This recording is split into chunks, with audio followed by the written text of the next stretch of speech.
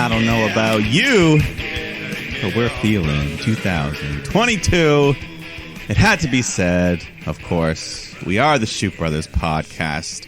We're happy, free, confused, and lonely at the same time.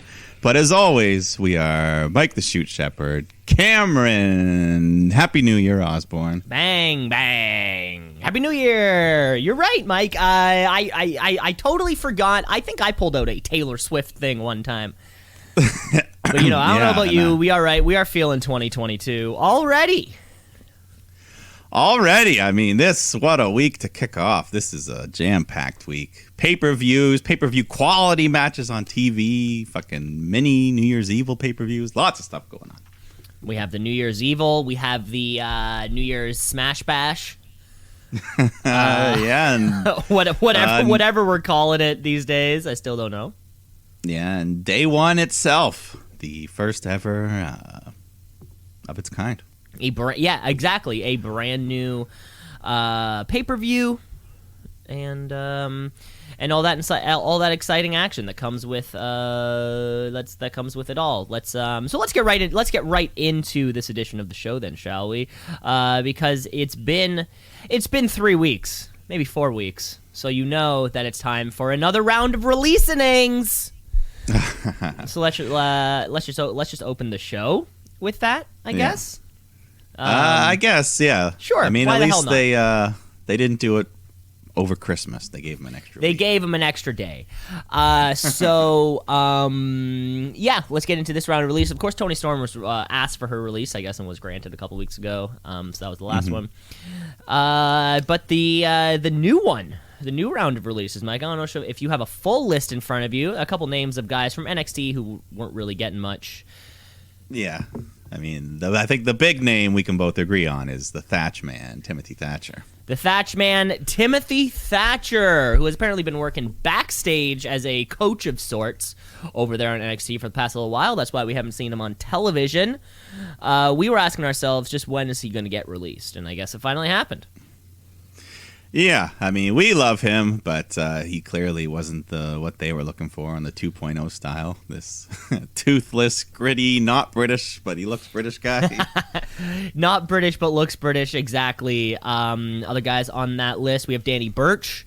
Again, somebody we haven't seen in a while, and you kind of ask yourself, like, oh shit, I thought he would have been released. I was going to say, is One Lorcan gone already, or did they just get rid of one and not the other? And then I'm asking myself that too. What happened to One Lorcan? Maybe he just snuck by. He's like, shh, don't tell anyone. You're going to get me fired. Former Tweet of the Week champion. Of course, other names on that list. Hideki Suzuki of the Diamond Mine, who we did actually just see on this on the edition of New Year's Evil. He was ringside with his leader, Roderick Strong. We also have the Road Dogg, Jesse James. He was over there at a coaching position. And I think the biggest one, the second biggest one for me, if not the biggest, William Regal. Yes, King Regal himself. Obviously, fucking huge influence on the whole entire gold and black era of NXT. So many guys give their careers to him, thanking him. I mean, we haven't even seen him on screen in a long time. So clearly all he's doing is backstage stuff. Well, I don't think we had seen him since that Karrion Kross Samoa Joe-ish time, right? When the championship went over there. I mean, kind of went over to Samoa Joe. I mean, hell, even for the build-up for War Games, we never once had William Regal yell War Games. No, wasn't it like Io Shirai that yelled it this year or something? Oh, Io Shirai yelled it one. Everyone had their own individual shot at yelling it. Oh, yeah. I think Raquel Gonzalez got one, and then there was just one of those nuclear disaster is coming horns. Those one of those types of things. Yeah, I mean, Regal, I'm sure he's going to be picked up very quickly. I mean, they could even have him as an on-screen authority in AEW if they wanted to. We already know he's great at it. Now, I would certainly Tony Khan doesn't like to appear. So. And I would certainly say Regal and the Thatch Man, I think, would be the two standouts for me out of people who would go to over to AEW, if not Impact or New Japan, all those. There's other places for these people to go. I think out of the AEW though, they're the two guys that could be places. Yeah, definitely. Regal will get a pop. He'd get a pop. Oh yeah. Everyone loves Regal. I mean, it's only a matter of time until we see that the WWE has come to terms with Triple H. I mean, that has to be it, right? I don't know. That's a big one. I mean, it seems like a big one, but I mean, they've all but done that. I think they're just everything but that, because death by 1,000 cuts, literally cut all your wrestlers. It's crazy, isn't it crazy? God, but yeah, that was it. So that's all. I guess that's like the initial news to kick off. Yeah, that's all that stuff. Do we have a tweet of the week, or do we want to go into day one? Yeah, let's get into the podcast. Let's get into the wrestling review, and we'll cover Twitter when we get there. Because yeah, you said it, brand new pay-per-view. I was looking at a lot of like the promo artwork. A lot of the matches that we have on hand, the Usos standing back-to-back, holding up one finger. Drew McIntyre was holding up a finger. Randy Orton was holding up one finger, but then Riddle was pointing one finger towards his one finger. Even Becky Lynch got in on it. Literally all the promo it's like they just ask everyone on the card, like, hey, stand there with one finger up.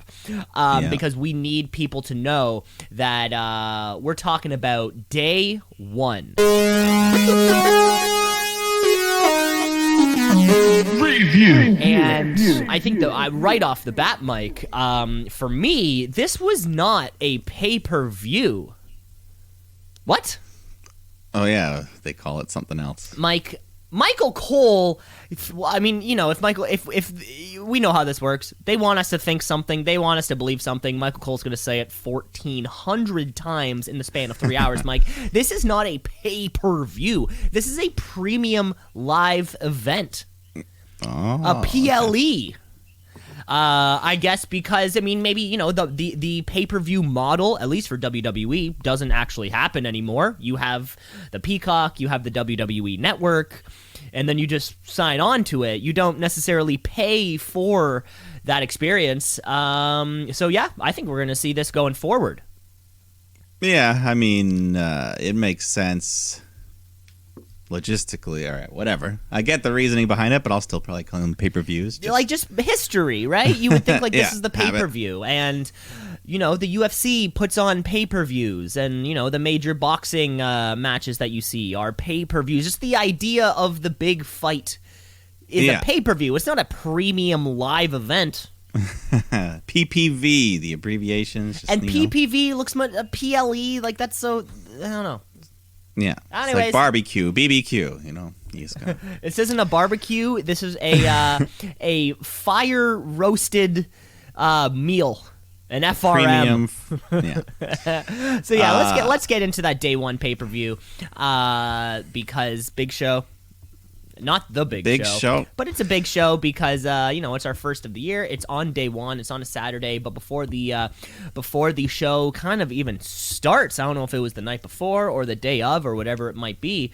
Our Universal Champion, the Tribal Chief Roman Reigns, announced prior to the premium live event that he had tested positive for COVID, so he will not be able to defend his WWE Championship. Universal Championship against Brock Lesnar in what was probably going to be our main event.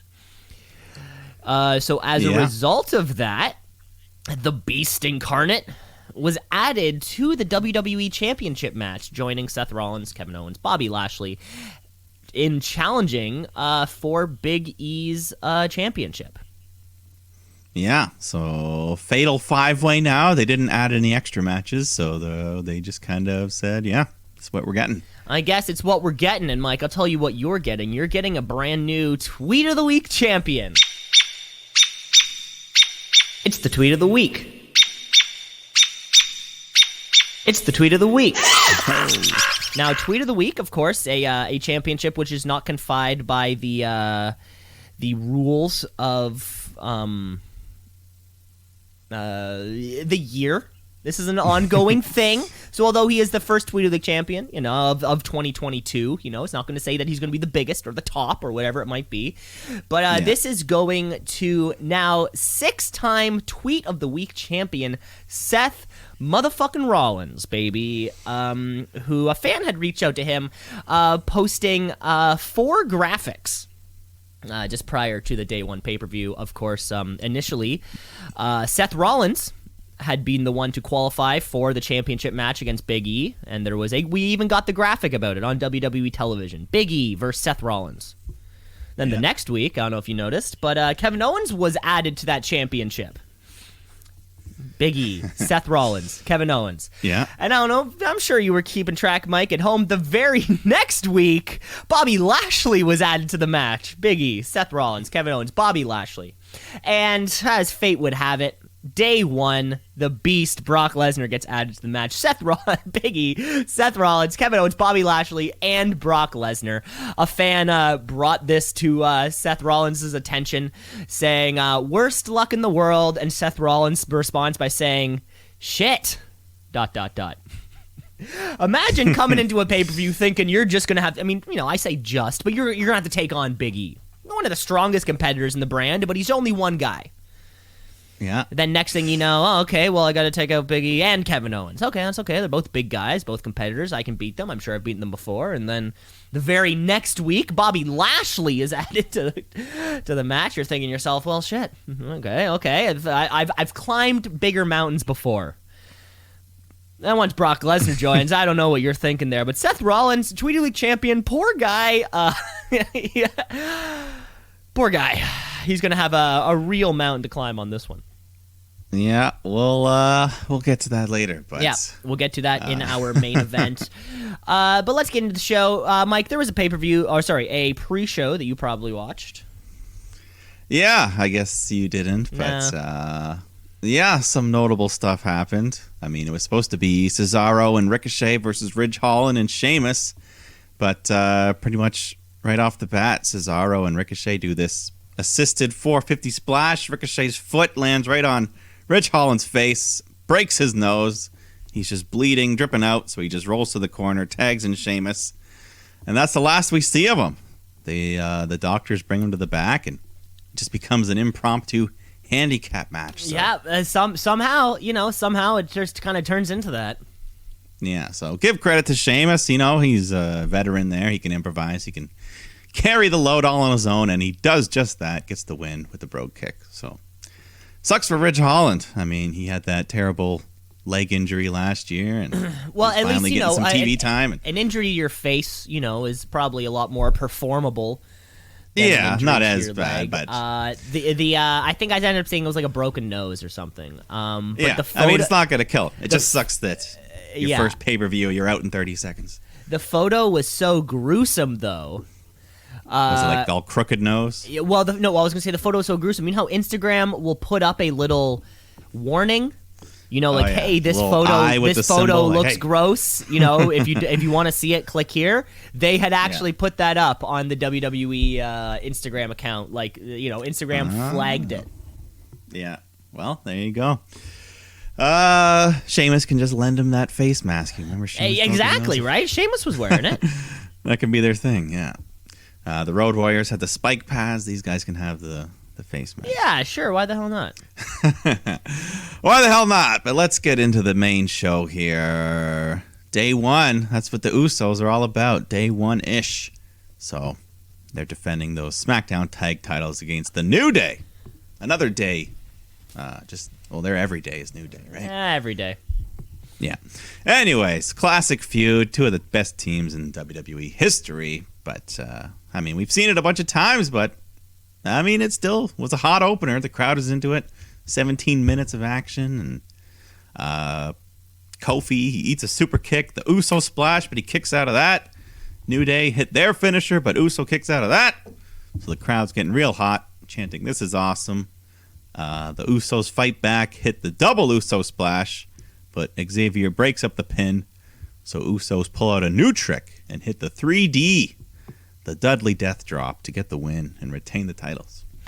to retain. You said it yourself. There's no such thing as a bad New Day Usos match, and we can recall there was a Hell in a Cell. They've been all over the place. They've been in the cell. They've been in a cage. They've been on the ladders. Right? It's the in-ring chemistry between these two teams that I'm sure Mike would bring you back to a previous time of tag team wrestling and the golden age of tag team wrestling. Yeah, these two are definitely the golden standard of their era. Yeah, but and they don't need much backstory or much heat kind of to go for it. Put these guys in the opening match. It's gonna be big. Yeah, it's a good way to warm up the crowd. Everyone has a good time, and that was that. And after that we get Drew McIntyre taking on Madcap Moss, which. I mean, I said I don't even think this one should be on the pay-per-view, not because of Drew, but because Madcap he's a bad joke. That's all he is. Yeah. But anyways, nothing special. Corbin tries to distract Drew, but he overcomes that, kicks Madcap's ass, hits a Claymore, gets the win. Yeah, quick win, like we said, I think, no reason for it to be on pay-per-view. But I guess that's the way it goes sometimes. Yeah, and then afterwards, he's backstage. Drew McIntyre's getting interviewed, and then they jump him, Corbin and Madcap, and just beat him down, hit him with a chair, wrap it around his neck, and then Corbin picks up this giant steel beam and just slams it down on Drew's throat. So, could break his neck, crush his larynx, who knows? Jesus. Could be some... I think they're trying to write Drew off TV. That feels like the write-off. We're all familiar with how you write someone off TV. Feels like that could be it. Could be it.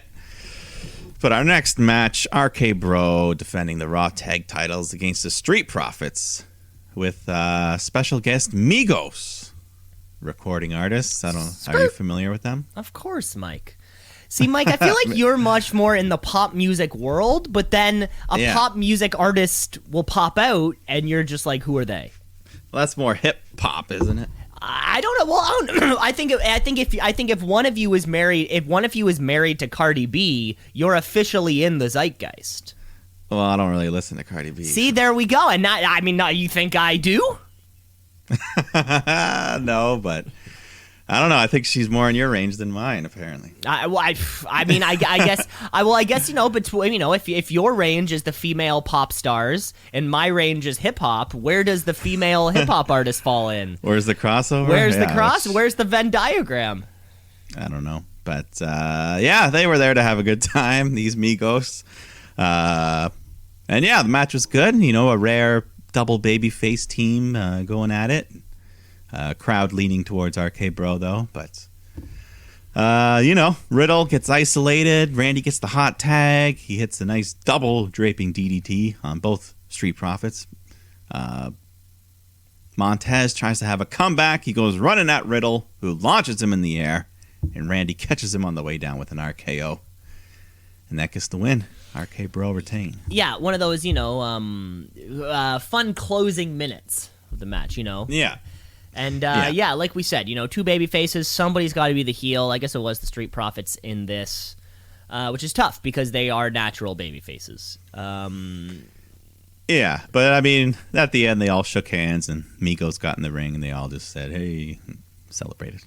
Yes, exactly. And in a tag division that certainly needs a little bit of juice. Yeah. One thing I might not have done was the Usos doing the 3D earlier, because... that was pretty much the finish with the Super RK Bro they did here. Oh, yeah, it is a similar move, yeah. Yeah, just because the Usos never do the 3D, it's kind of weird, but whatever. Then in between matches, we got a quick little video from good old Johnny Knoxville, who is announcing his entrance into this year's Royal Rumble match. Which I'm sure coincides with the release of Jackass Forever. Yeah. I'm sure they'll show commercials during the premium live events. Yeah, we have February 4th for that movie to be released. So that's like the week before the Rumble, or a week after the Rumble. The week after the Rumble, yeah. So that makes sense. That all checks out. Looking forward. Yeah. I mean, I guess we have the celebrity. I guess last year we didn't have the Celebrity Rumble spot, but it's something that I mean, we've had Drew Carey was in there. It's something we're familiar with. I think a few years ago it was Michael Che and Colin Jost from SNL. Had it, so yeah, you just gotta. You get a gaggle of people, you throw them, they catch them. That's all you need to do. Well, I was gonna say, the jackass crowd. These are guys who are used to being thrown. They might be 50, but they know how to be. They're used to being thrown around. Yeah, I mean, we've all seen Knoxville got knocked out by Butterbean. We've all seen it. Knoxville knows how to take it. I hope, or maybe, hopefully, Wee Man can maybe show up. Preston Lacey, Chris Pontius, maybe Butterbean himself. He has wrestled in WWE. He was at a WrestleMania. Oh, WWE. Really? Which, what was he doing? He beat the shit out of Bart Gunn, Billy Gunn's brother. Really? In a legit boxing match. Jesus. Yeah. Oh, and they did one of those actual boxing matches things. Yeah, because they had the Brawl for All tournament. Bart Gunn won, and they didn't want him to win. So they're like, yeah, well, now you get to fight Butterbean, and he got it destroyed. Jesus Christ. Because, anyways, up next we have The Miz taking on Edge, who, Edge, once again, he brought back the Brood entrance, coming up through that ring of fire. One of the coolest entrances still. But. Yeah, he pulled that out, wasn't it like a couple months ago maybe, or? Yeah, I think he did it at SummerSlam, so it wasn't quite as surprising, but, this match ended up being the longest on the show, 20 minutes, right on the dot, but... it was good. Crowd was hot for Edge, chanting at Miz and Maurice, telling them they suck. And, of course, Maurice causing a bunch of trouble outside the ring. And, eventually, Miz just trying to cheat. He's putting his feet on the ropes when he's pinning. And I thought one funny part, the ref catches him with the feet on the ropes, and the crowd just chants, "You can't do that. You can't do that." It was just a hot crowd all night. They were having fun. But, eventually Edge gets Miz in the crossface, but Maurice grabs his foot, puts it on the ropes. Then I think, this is when Beth Phoenix comes out to start, I don't know, just pissed off. She comes out looking like a mix of, like, Sarah Logan and 3 WrestleManias ago Becky Lynch. Yeah, her hair was just all done up, like. Yeah, it was done like a thing, and I'm like, okay, fantastic. But yeah, she comes back, she makes a beeline towards the ring, chases down Maurice at ringside, which is just enough to distract the Miz.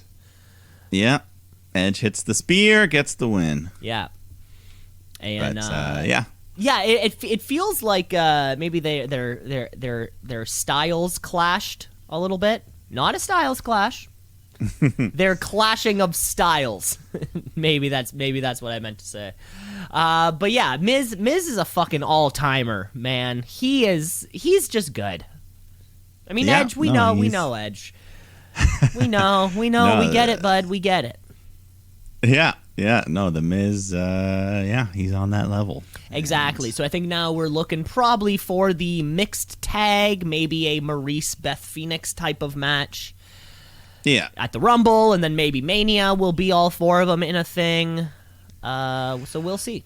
We'll see. I don't know if I want it to go till Mania, but yeah.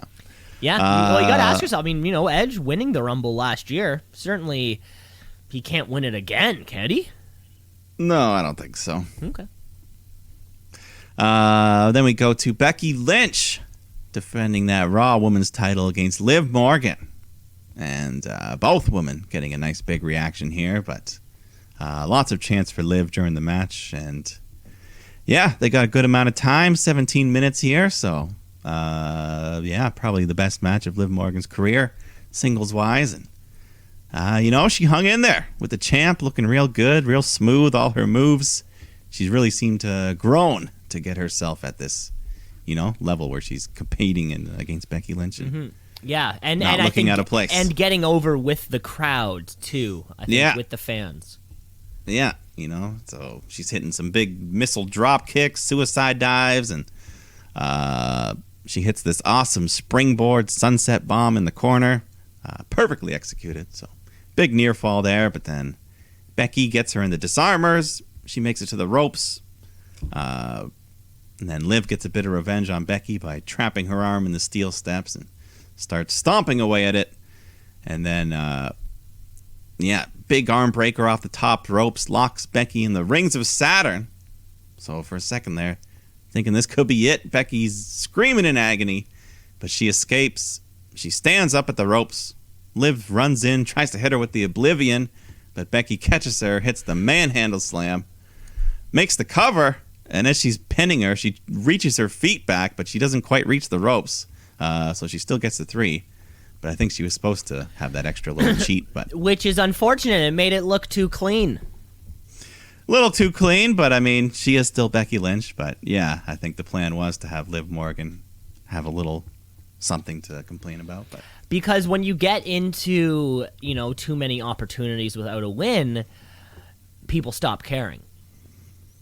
Yeah, right? Just I would just ask Shinsuke Nakamura, right? After he won that Rumble and lost at Mania to AJ Styles, whatever, people lose their Rumble opportunity all the time. I think we had maybe 3 or 4 additional ones, and this was after Shinsuke had done all that for Jinder Mahal anyways. It became very evident very early on, hey, Shinsuke's not going to win this. Yeah. And I'd be worried that Liv Morgan's that stays into Liv Morgan's future because the fans want it. Yeah, I mean, I was ready if she pulled it off here, but I mean, now hopefully I would think she's got to be one of the top 2 or 3 favorites going into the Rumble, maybe. Yeah, I'm sure Morgan. Bianca Belair was the winner last year. I mean, we'll talk about the Rumble more when it comes here, but I would say don't look much further than Doudrop also. Hey. Yeah. I mean, either way, though, yeah, like you said, the crowd fully believes in Liv. She still put on a great match, and I mean, she can be one of your future top baby faces. So at some point, you do have to put the title on her, or like you said, we lose hope, and you don't want that. Exactly. That's not what we want. We want things to be nice and fun. And yeah. But let's go to this main event. This fatal 5-way match. Big E defending the WWE title against Kevin Owens, Seth Rollins, Bobby Lashley, and Brock Lesnar. And my God, this match was just a sprint from just right out of the gate. Owens and Rollins, they just team up. They're working together pretty much the whole time. But Lesnar just picks them apart, just starts suplexing them all over the ring. Big E comes in, clotheslines Lesnar to the floor, which lines Bobby Lashley up to hit Lesnar with a spear, breaking through the barricade. So they're all just trying to take Lesnar out of it. And then the announce table, Big E puts Lashley through that with a Uranagi, and Owens and Rollins give Lesnar a DDT onto the steel steps. So they're just going, no slowing down. This whole match, just weapons, action, chaos. Back in the ring, Seth goes for a curb stomp, but then Lesnar appears, catches him, hits an F5. Then he hits Big E with an F5. Then Owens with an F5. So Lesnar's just on a roll. But then Lashley comes flying in with a spear, pins Brock, but he kicks out at 2. So Lashley puts Brock in the hurt lock. Looks like he's in trouble. But then Big E comes in, nails him from behind, hits Lashley with the big ending. Then he picks up Lesnar to hit another big ending, but Brock escapes that, hits the F5, makes the pin, gets the win. New WWE champion in 8 minutes and 25 seconds. That was a quick one. Like you said, just a fucking sprint. Yeah, I mean, it didn't even feel that short because you could have doubled the match time and still had the same amount of spots. So they just didn't slow down. It was a cool surprise to see a main event be short like that and still have a lot of action. So. And for us watching too, like not only to see a fast main event, fast paced, but a match that we didn't know we were getting going in. Yeah, obviously the plan was not for Brock Lesnar to be WWE champion like 2 days before this event. So, I have a feeling it'll probably be a quick reign. Maybe Roman screws him out of losing the title, and then that sets him up to challenge Roman again It's got to still be the direction. Question. Who was supposed to win last night? Or sorry, on day one?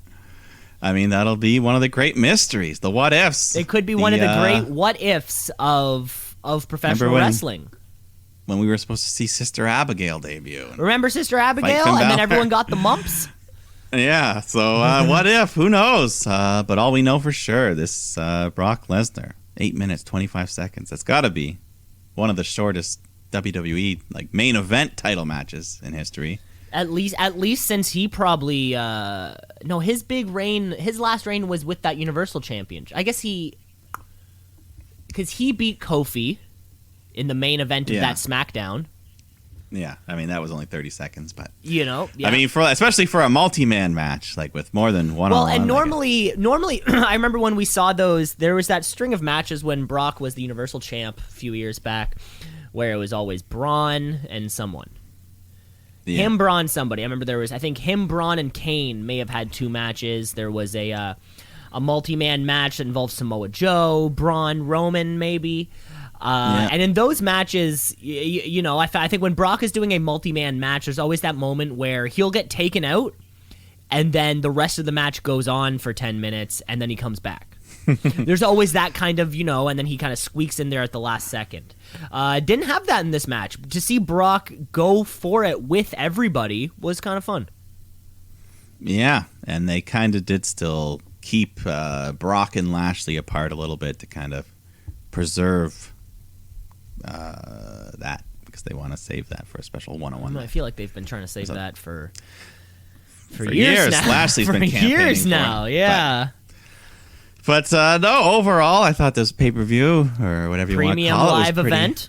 Yeah, I thought it was pretty great. I mean, other than the Drew McIntyre match, all the other matches had a lot of fun stuff. So, yeah, I enjoyed it. Yeah, just, hoping for the best for Mr. Big E there. I don't know why he was the one who had to take the pin.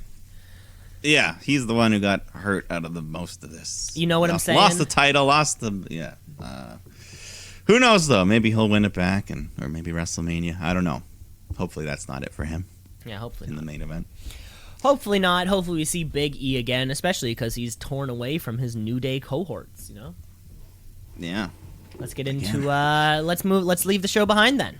Let's leave the show behind. It was day one, but there was some action which occurred just the night before, I guess. Or was it that same night? Yeah. No, I think it was the Friday night, New Year's Eve. Yeah. Yeah, most people are out doing their thing. This is definitely a taped show, but this was a hell of a match. We've been saying it the last few weeks. The Shooties do not end, or the ballots are open until the end of the year. And so I have to say, this was the last technical show that could have been included in a Shootie competition. So let's get into some AEW Rampage.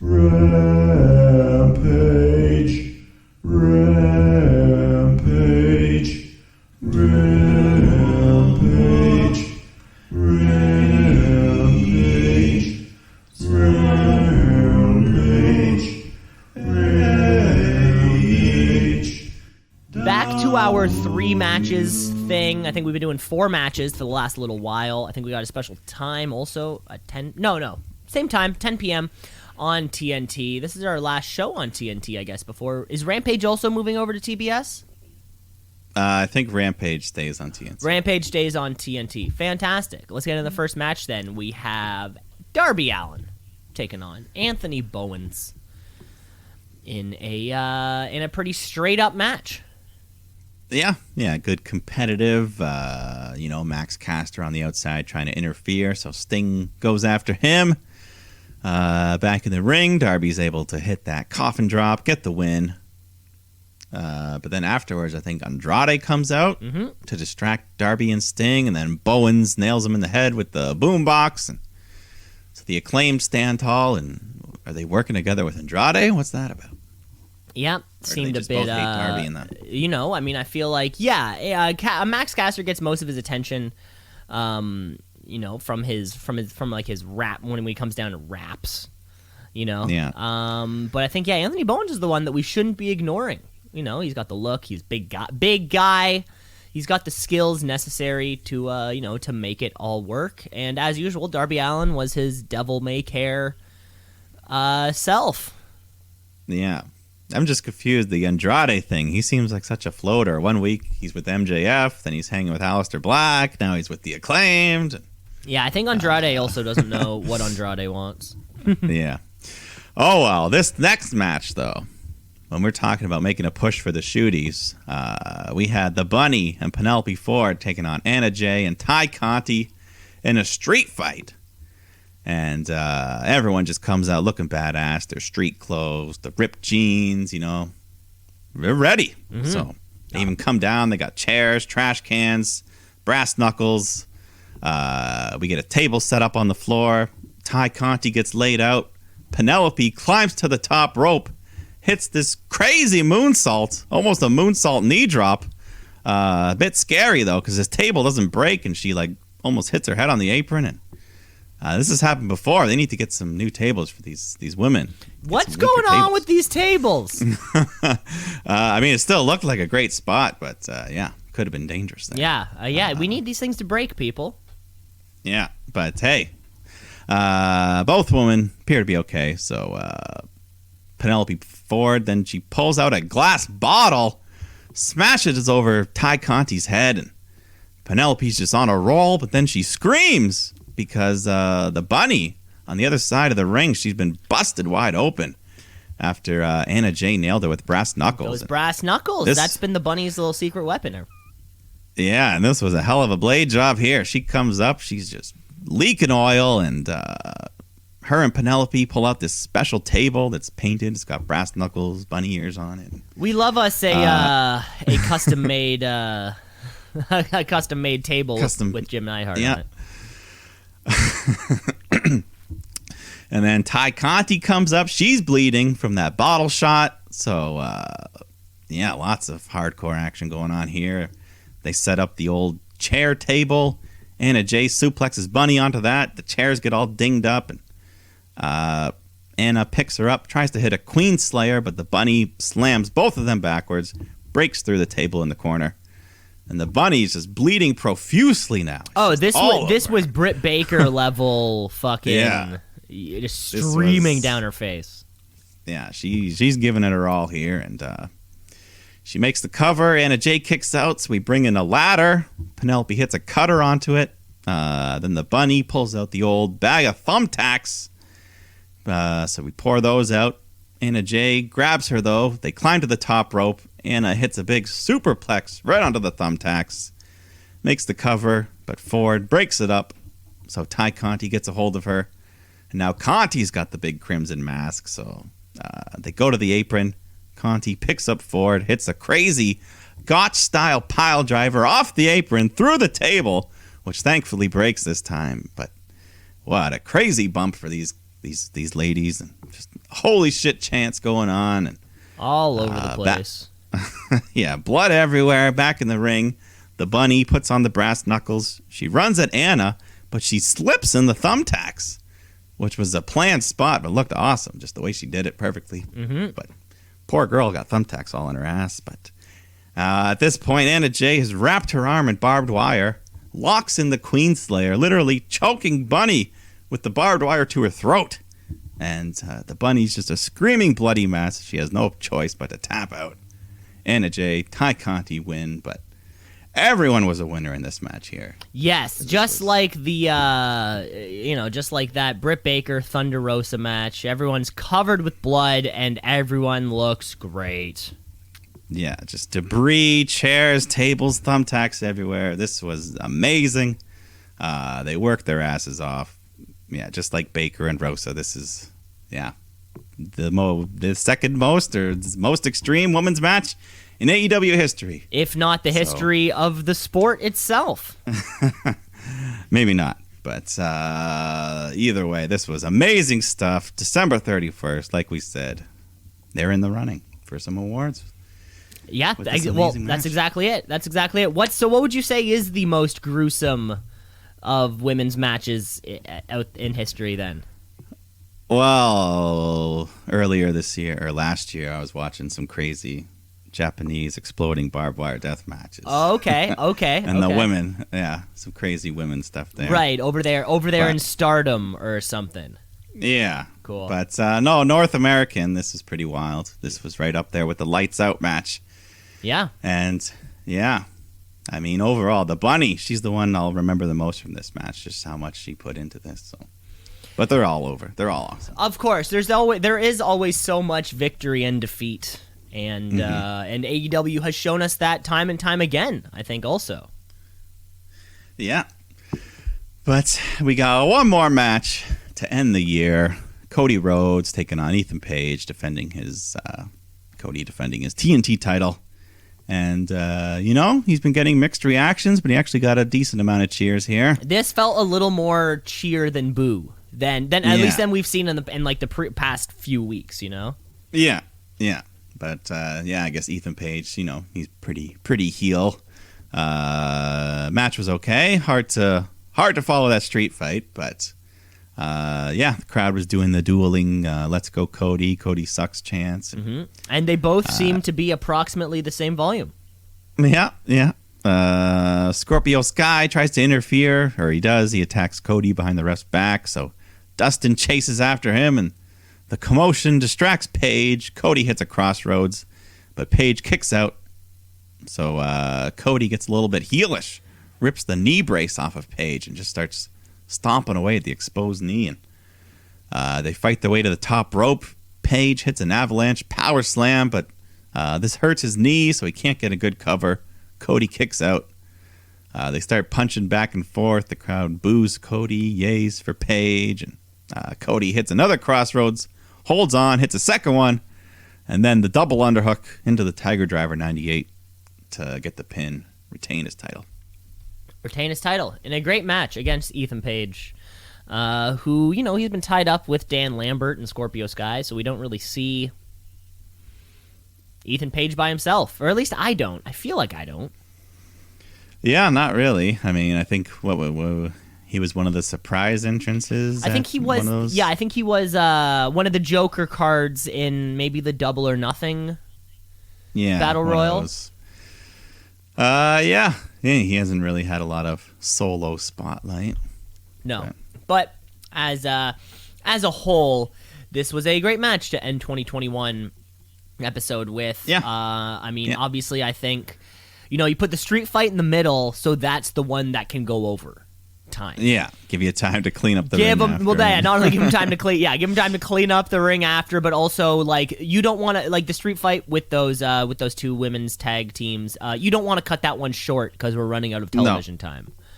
No, absolutely not. They made the right call. The card was booked super, super well, and it was just it was a great end of the year. I think we'd all agree for AEW. Yep.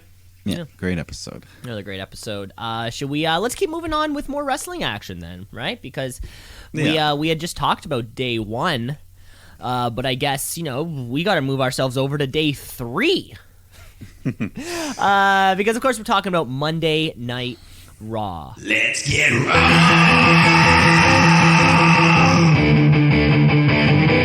Let's get raw.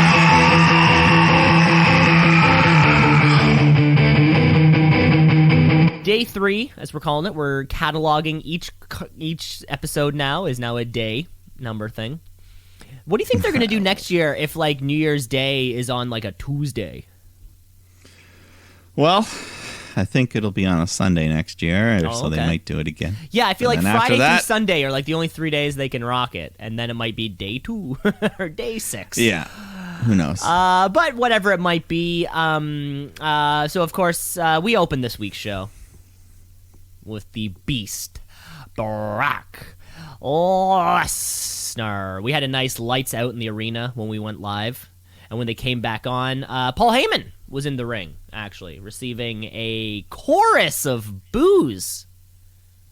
Yeah, but I don't even know where he is right now. Is Brock a baby face? So is Paul a baby face? I don't know. Because usually the manager and wrestler persona, they are aligned together. Their beliefs go hand in hand. But you're right. For this case, Brock is so over himself and Roman's so over, but for completely different reasons. However, this time, Paul Heyman brings out Brock Lesnar, possibly indicating that they are actually brought together. But Brock Lesnar comes down to the ring. He's got steel steps in hand.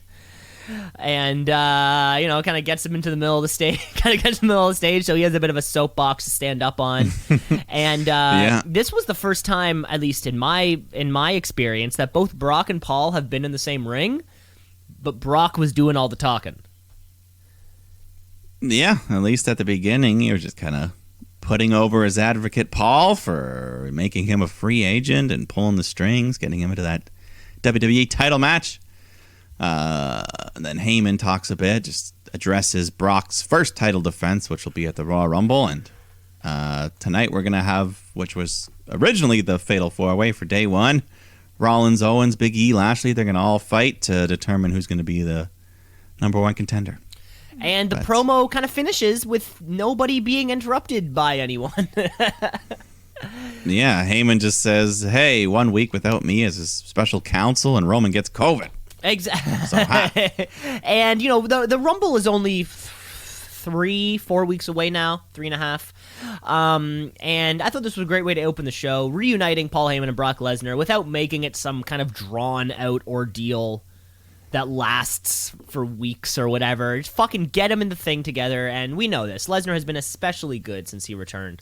He would have been just fine without Paul Heyman, I think, but seeing the two of them together maybe just feels right.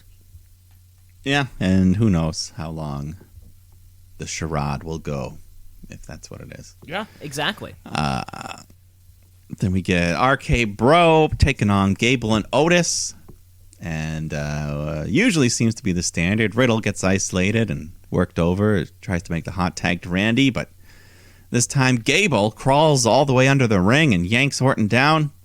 Riddle tries to hit Otis with an RKO, but Otis holds him up and just transitions into the world's strongest slam and gets the upset win here. So, Alpha Academy may have just earned themselves a title shot. Yeah, well, I mean, I certainly think if you defeat the champions, I think you deserve a title opportunity, of course. Yeah. Possibly at the Rumble. So, again, we're only 3.5 weeks away. Yeah, why not? I mean, if RK Bro are going to break up and have a Mania feud, it's going to have to happen sooner. Yeah. To drop those titles. Mm-hmm. So, who knows? But up next, we got Dana Brooke and Reggie taking on Tamina and Tozawa in a mixed tag 24/7 title match. Possibly the first of its kind. Yeah, I don't know. Yeah, this is a weird one, but whatever. Tozawa accidentally hits Tamina, his partner, so she clobbers him, and Reggie comes flipping in, pins Tozawa, gets the win, defending Dana's title for her.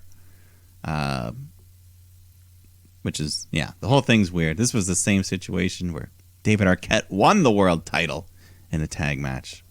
But that's all weird WCW shit. Really? I didn't know that. Yeah. Well, I knew he won. I didn't know he won in a. Oh, is that one of those latter years of a WCW thing? When his partner. When like 20 people, DDP. 20 people won it in a year or something ridiculous.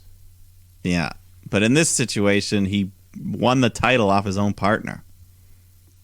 His partner DDP was the champion, and whoever scored the pin would win the title. So Weird. Okay. So he pins Jeff Jarrett and wins DDP's title on his own partner. Bizarre. Yeah, that's why WCW sucked. Becky Lynch comes out to brag about beating Liv Morgan, retaining her title, and just puts herself over for a while until Liv interrupts, and it seemed like she had a bit of a new remix to her theme song here. Okay, I did not notice, but hey. Yeah, it was all right. But she just kind of gives Becky a piece of her mind. She's got the crowd on her side. But then Bianca Belair comes out looking awesome and just says, "Ha! I'm right back in line for big time Becky. I had my little dewdrop detour and I'm ready for the belt." But then Liv's just like, no offense, but me and Becky were kind of in the middle of something, so why don't you get out of here? Bianca's just like, we got a score to settle. This goes back further than yours. And Becky's just like, all right, well, you two figure this out and let me know I'm going to get out of here. Yeah, I'll deal with you guys later. Yeah, but they all just brawl, and Becky's the one that sneaks off standing tall. So Who knows? I mean, it's got to be one of those two challenging Becky, but I kind of want both of them now. So yeah, there could be some kind of multi-person match. You never know. Who knows? Up next, we have Queen Zelina and Carmella defending their women's tag titles against Rhea Ripley, Nikki Ash, and Carmella with the black outfit and mask looking like the Gimp. Well, I had a Pulp very Fiction. weird Gimp thing going on. I'm glad you pulled that out. I mean, for, the black just doesn't with the mask and Yeah, the mask already sucks. All but- black leather, whatever. That's a look. As soon as you make it a mask element, especially because it wasn't like, and it is a very fine line between Gimp and Catwoman. Like if the mouth was not covered and there were little ears, boom, that's a Catwoman costume. As soon as the ears are gone and the mouth is covered, though, you can buy that at a sex shop. But hey, who am I to say anything? Well, doesn't really make any difference. Zelina does literally all the work. Carmella didn't even tag in. Zelina counters a fireman's carry, gets the 3 to retain the title. Yeah, to retain. In a probably underwhelming, this part of this title reign.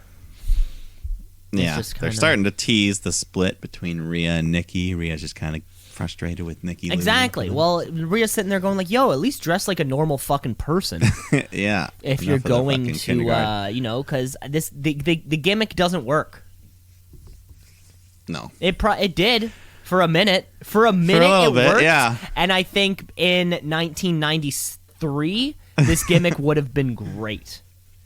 Yeah, but we're all ready for Nikki Cross to come back.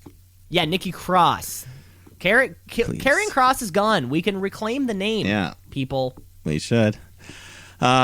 Street Profits take on Apollo Crews and Aziz, but yeah, not much to say about this. Aziz gets a little bit of ring time, I guess the most he's done in months, but Montez hits from the heavens on Apollo to get the win.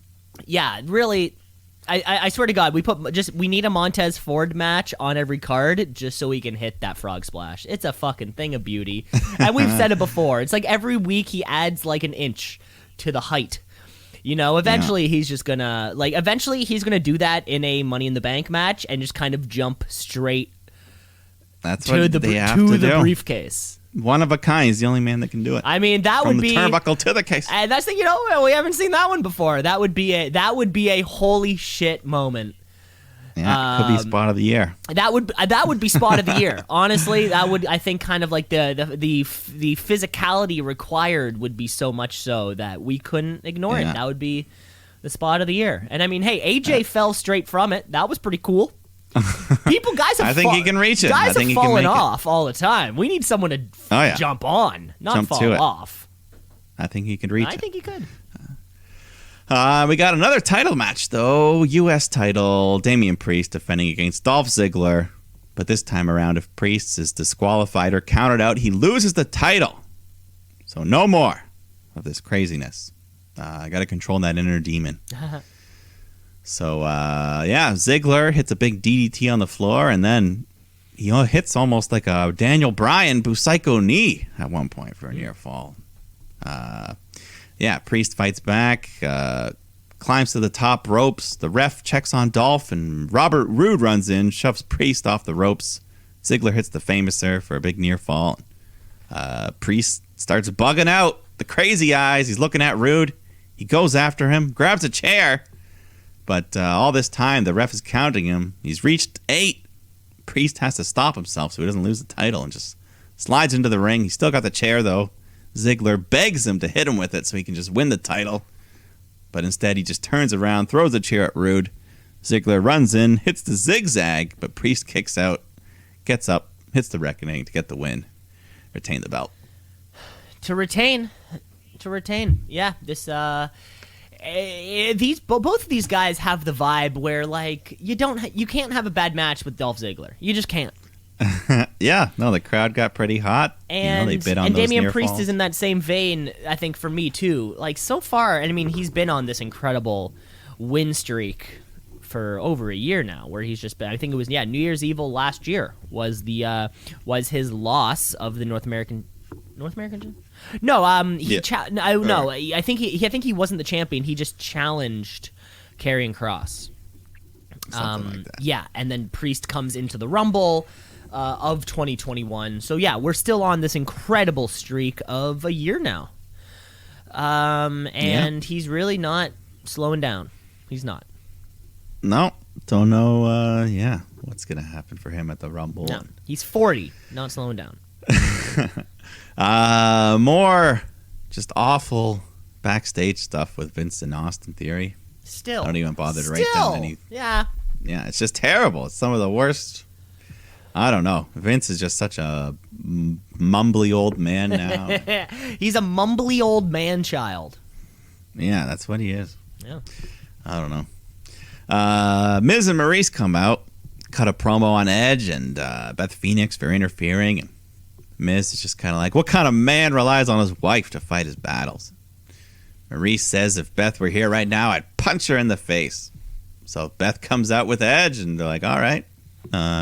Edge does most of the talking, and eventually we get around to laying down the challenge for a mixed tag team match. And the Miz accepts, and Maurice yells at him because she didn't want to. So, Mike, you might need to educate me on this. Were Edge and Beth Phoenix a couple during Edge's previous run before he retired? No, I don't think so. This is, although the two have been involved within the company through, Beth Phoenix, she had a match. She had a couple matches where she was tagging alongside Natalya. I think she was in a couple of those Rumbles there, the first two maybe, and then move over to NXT. But this is like the first time that the crowd has seen Edge and Beth Phoenix as a couple. Yeah, I think so. Although they've been in like the realm, of awareness. Yeah. Okay. Because the crowd. The crowd's going to be hot for Edge. The crowd's going to be hot for Beth Phoenix, I think. But it's the first time that they've been known together. Yeah, they called themselves the Grit Couple. Like it's canon now. like prior to this, nobody had maybe mentioned that the two of them were married, and now it's like, nope, they are. Here we go. Well, remember when Rollins invaded their house? Oh yeah, and he was like picking up photo like, albums. Don't come home or something. Yeah. Okay. But no, that was just laying the groundwork. Right, of course, so we could be ready for it when it happens. Yeah. But AJ Styles up next, taking on Omos, former best friend, protege. But it's come to this. Mm-hmm. So AJ just tries his best to chip away at the giant, but the power is just overwhelming. AJ goes for a phenomenal forearm, but Omos just chops him out of the air, presses him over his head, drops him down hard, then picks him up again for the double-handed choke slam. Makes the cover, I guess the big dominant win here. Yeah. As the hush falls over the crowd. The crowd. Styles does not get dominated. It's normally like that. That was like 4 minutes or so. Yeah, probably about a 4-minute match. Of course, it's not going to be a 5-star match or anything like that, but it was what it needed to be, right? WWE wants to push Omos, and having him beat Styles is going to go a long way. And AJ Styles is, he's up there in the best sellers that we got, along with the likes of Ricochet. You need somebody to be thrown around for 4 minutes. Put in AJ Styles. He's going to do just fine. It'll be interesting to see how things go for both these men heading into the Rumble. As soon as that breakup happened, I mentioned here on the show, AJ Styles is my early pick for that men's side of the Rumble. But how are anybody going to get through Omos? I don't know. Yeah, I'm certain that's going to be one of the big moments of the Rumble. Could the be. Two of them having their square off. I'm sure Omos is going to get like 10 eliminations, going a big run. Mm-hmm. Who knows? But we get a little announcement that Alexa Bliss, her journey back to Raw, is going to be starting next week. So what version will we get? Is there some video segments? Who knows? Is Lily going to be there? Yeah. I don't know. Is Lily going to be there? Yeah, well, you know what? And where's Asuka? I mean, Asuka, Alexa, Bayley, Lacey Evans. We got a lot of women that are probably ready to return around the Rumble, so it should be interesting this year. Mm-hmm. It'll be good. But let's go to the main event for Monday Night Raw. This fatal four-way. Big E, Kevin Owens, Seth Rollins, Bobby Lashley. Winner faces Brock Lesnar for the WWE title. So yeah, this was your original day one main event. So they probably just went out and did what they had planned for that. Yeah. Because, yeah, this was definitely longer than the pay-per-view match the night before, or 2 nights before. So, yeah, just a lot of good, fast-paced action. Lashley, Big E doing their big man showdown. And the crowd was actually pretty hot for Bobby Lashley, chanting Bobby at one point. And, yeah, he goes to spear Owens, but that gets avoided. So Lashley crashes through the barricade, and Owens and Rollins continuing to work together. They got a real good alliance going on. And they've been working together for years. They know what to do. Yeah, that too. But so they just bury Lashley under the debris. They hit a double power bomb on Big E, breaking through the announce table, and start smashing guys with the steel steps. All legal here. So eventually Big E and Lashley say, fuck it. They start working together. Rollins and Owens try to run away. They go through the crowd, up the stairs, into the concourse. Big E slams Owens through a merchandise table. And they fight their way back into the arena.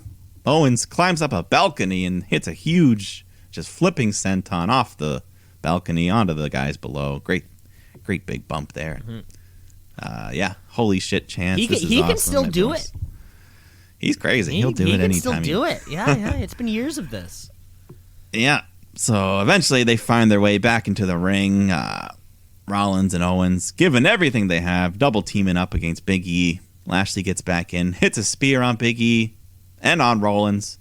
Owens super kicks him, goes for a stunner, but Lashley just shrugs it off, hits another spear, and he gets the 3, winning the match and getting his title shot. His dream match, finally, one-on-one against Brock Lesnar. The Lashley versus Lesnar, like you said, dream match that I think the fans, at least, management, has been waiting for since Bobby Lashley signed with the company. And the timing never really worked out. Either they were on different brands, or for a big chunk of the time there, Brock Lesnar was the Universal Champion. We're asking ourselves, well, shit, Bobby Lashley is nowhere close to kind of being Universal Champ, and now he's been built up, he's been champion, we have the Hurt Business. This could be the best outcome that we could have gotten, given the situation. Yeah. BL versus BL, it's going to happen. Ooh, yes, wow. Yeah, so, hey, I mean, it's what he wanted. Put up or shut up now, Bobby. It's time to prove this is what you want. It's time for you to prove, Bobby Lashley. That was the first half of our show. That was all of Monday Night Raw. And Mike, let's take a break. Yeah, let's take a break. Still got lots of action to get to. Lots of wrestling action coming up. We've got New Year's Evil. AEW is moving over to TBS, so you're going to want to stick around. Let's shoot, yeah, let's shoot, yeah, let's shoot, brother, yeah, let's shoot, yeah, let's shoot, yeah, let's shoot, brother, yeah. Back here with part 2 of the podcast, folks. Thanks for sticking out through the break. Mike, we're making our way on towards, of course, the new era. We're kicking off on TBS, which is big. Yeah. That's channel 47, Peachtree TV, as I recall it used to be. Called you can catch all your Atlanta Braves games at 2 in the afternoon on a fucking Tuesday or something. And Seinfeld reruns. I think that's also, they would play some like the select, like Tyler Perry kind of like catalog. A lot of shows that I don't even know the name of, but I just know that under the title it says produced by Tyler Perry. I just remember Tyler Perry's House of Pain, and it was awful. House of Pain, that was one of them. Yeah, that was one of them that would have been up there. They play the ads all the time.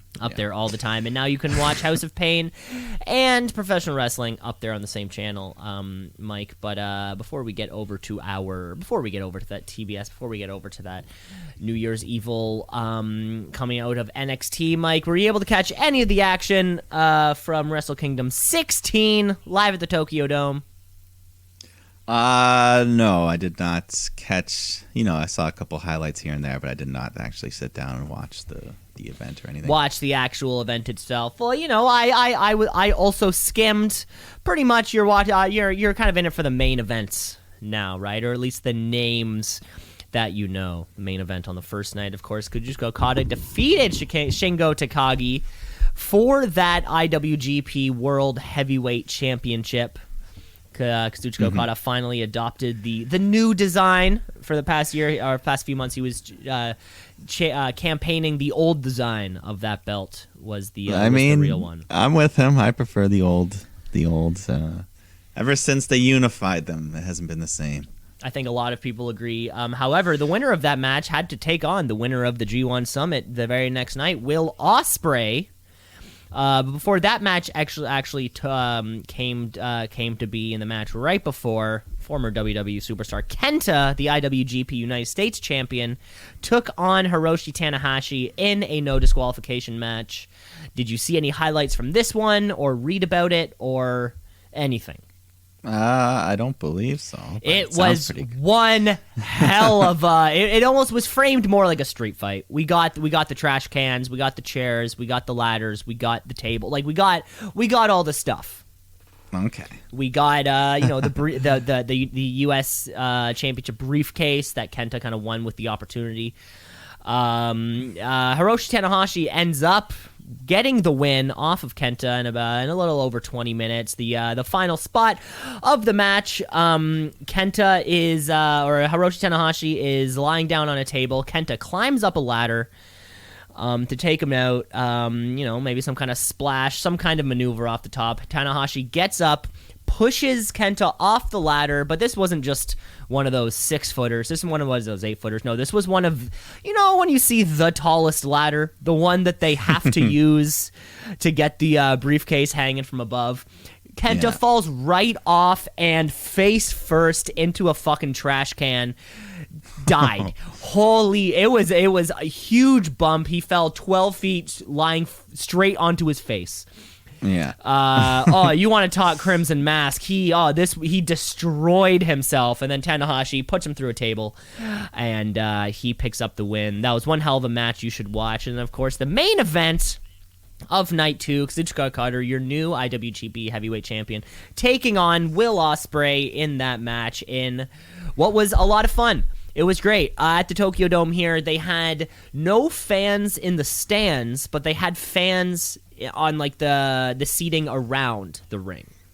Mm-hmm. So it was a little more quiet even than it normally is, and New Japan is already a quieter, slightly more respectful. Yeah, they're not starting a lot of chants. I know. I would stick out like such a sore thumb. I swear, if I was at a New Japan show, they would ask me like, "Sir, can you please sit down, sir?" At least like an actual New Japan, not a New Japan Strong show. But for whatever it's worth, Kazuchika Okada took out Will Ospreay in 32 minutes in what was a great match. I think these two have gone at it for fucking years now. But now we can go into 2022 with Okada being our very definitive guy back on top, and it's a new belt. So this is actually technically his first reign with this championship, because he has hundreds and hundreds, if not 1,000 days reigning as the under the previous belt, but this is his first under this championship. Yeah, and I've already heard Okada talking, and he says the door's been open, and he was dropping some names from AEW. He's looking forward to hopefully fighting soon. I think he said Punk and Bryan are the top 2 guys. Well, I think they're 2 of the top. Yeah, 2 of the top any guys of any guys. I think, yeah. But I'll definitely have to check out that Kenta match. Sounds pretty crazy. Yeah, it was wild. It was there would have been a lot of holy shit. Holy shit, this is awesome. Moments. Isn't there also like a third night of Wrestle Kingdom supposed to be?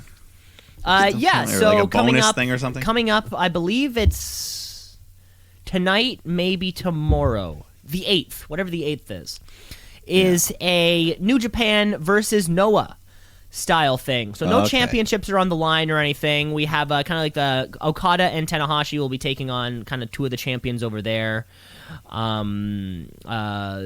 yeah, and then kind of the factions will go at each other. I think Chaos has a little thing. Suzuki Gun has their own little thing going on. So yeah, it'll be a little bit of they're trying something new, you know? Is it's still billed like this is part of Wrestle Kingdom? It's like it's like they're saying it is all Wrestle Kingdom, yes. However, yeah, this one was an add-on, you know, kind of towards the end. But I think it's kind of cool. You know, the door is opening regardless, you know, even if the door is opening over there. Yeah. You want to give a quick shout-out to, though, although he lost the match, Shingo Takagi, who I only started following his kind of thing because circumstantially I was kind of confused. He's 39, turning 40 this year, and I had never heard of him at all until, you know, it's sort of weird. You're 40 and no one's even ever heard of you? Well, in his past 200-plus days as that IWGP World Heavyweight Champion, he had 8 5 or more Meltzer Star matches. As a 40-year-old, someone who nobody's ever heard of, he worked with Ring of Honor in the early 2000s. He worked with Dragon Gate up until his time with New Japan in 2018. And the guy fucking made a thing of himself, you know, kind of as this 40-year-old guy. And there's a lot of people in New Japan who are on that side of 40, and they are the ones who are the top of the division. Yeah. I mean, hey, we talk about it all the time now. 40 is nothing these days for these wrestlers. They still got a lot in the tank, it seems, some of these guys. Yeah, they really do. So Shingo Takagi, look out for him coming up. Although he lost his championship, I think he's certainly the kind of guy who could get it right back. Sounds good. Yeah, and that's kind of the New Japan. That was sort of the Wrestle Kingdom action. It was a lot of. I always enjoy watching the show. It's very different. It's super different, and if you watch it for no other reason, it's for that, just to see, hey, what is wrestling like somewhere else? Yeah, man, they've always got some great stuff. I got some great stuff. Well, let's move on then to some of our weekly wrestling action, because this has been on our minds for a little bit now. So let's talk about some NXT New Year's Evil. NXT, what does it mean? I don't know, but it's some good wrestling. So NXT, watch and see. Gotta tap out a count out of 1, 2, 3. Right, one of these cards that they do that, you know, it's not a pay-per-view, but it's an enhanced show. And this week it sort of feels like, and maybe I think I've noticed this in the past couple weeks, it seems like they're adding some seating down to the Capitol Wrestling Center. Or the crowd is just far more lively, because the crowd this week, I couldn't tell if they were great or if I hated them. They were so, and it's such a small venue, so you can hear everything that happens. And so I really couldn't tell. There were some times I was like, guys, shut the fuck up. But there were some times where I was like, yeah, you're right, guys, keep going for it. So the crowd comes into play, I'm sure, later on. Let's get into our very first match on the card. What better way to kick off New Year's Evil than by unifying a championship? Or 2, that is. We have Carmelo Hayes, our North American champion, taking on Roderick Strong, the NXT Cruiserweight champion. And that's right. This is our unification. Now, I think I can only presume that unifying will probably not mean a new design. I'm going to say, if anything, we stick with that North American championship look. Yeah, I think that's exactly it. I think, you know, the Cruiserweight's done. It's gone. Yeah, retired. Well, yeah, 205 Live is no longer a show. I don't know if it's even a show anymore. I don't think. I mean, it exists, but no one watches. No one cares. Yeah, and certainly soon there could be nothing to actually you know, watch for.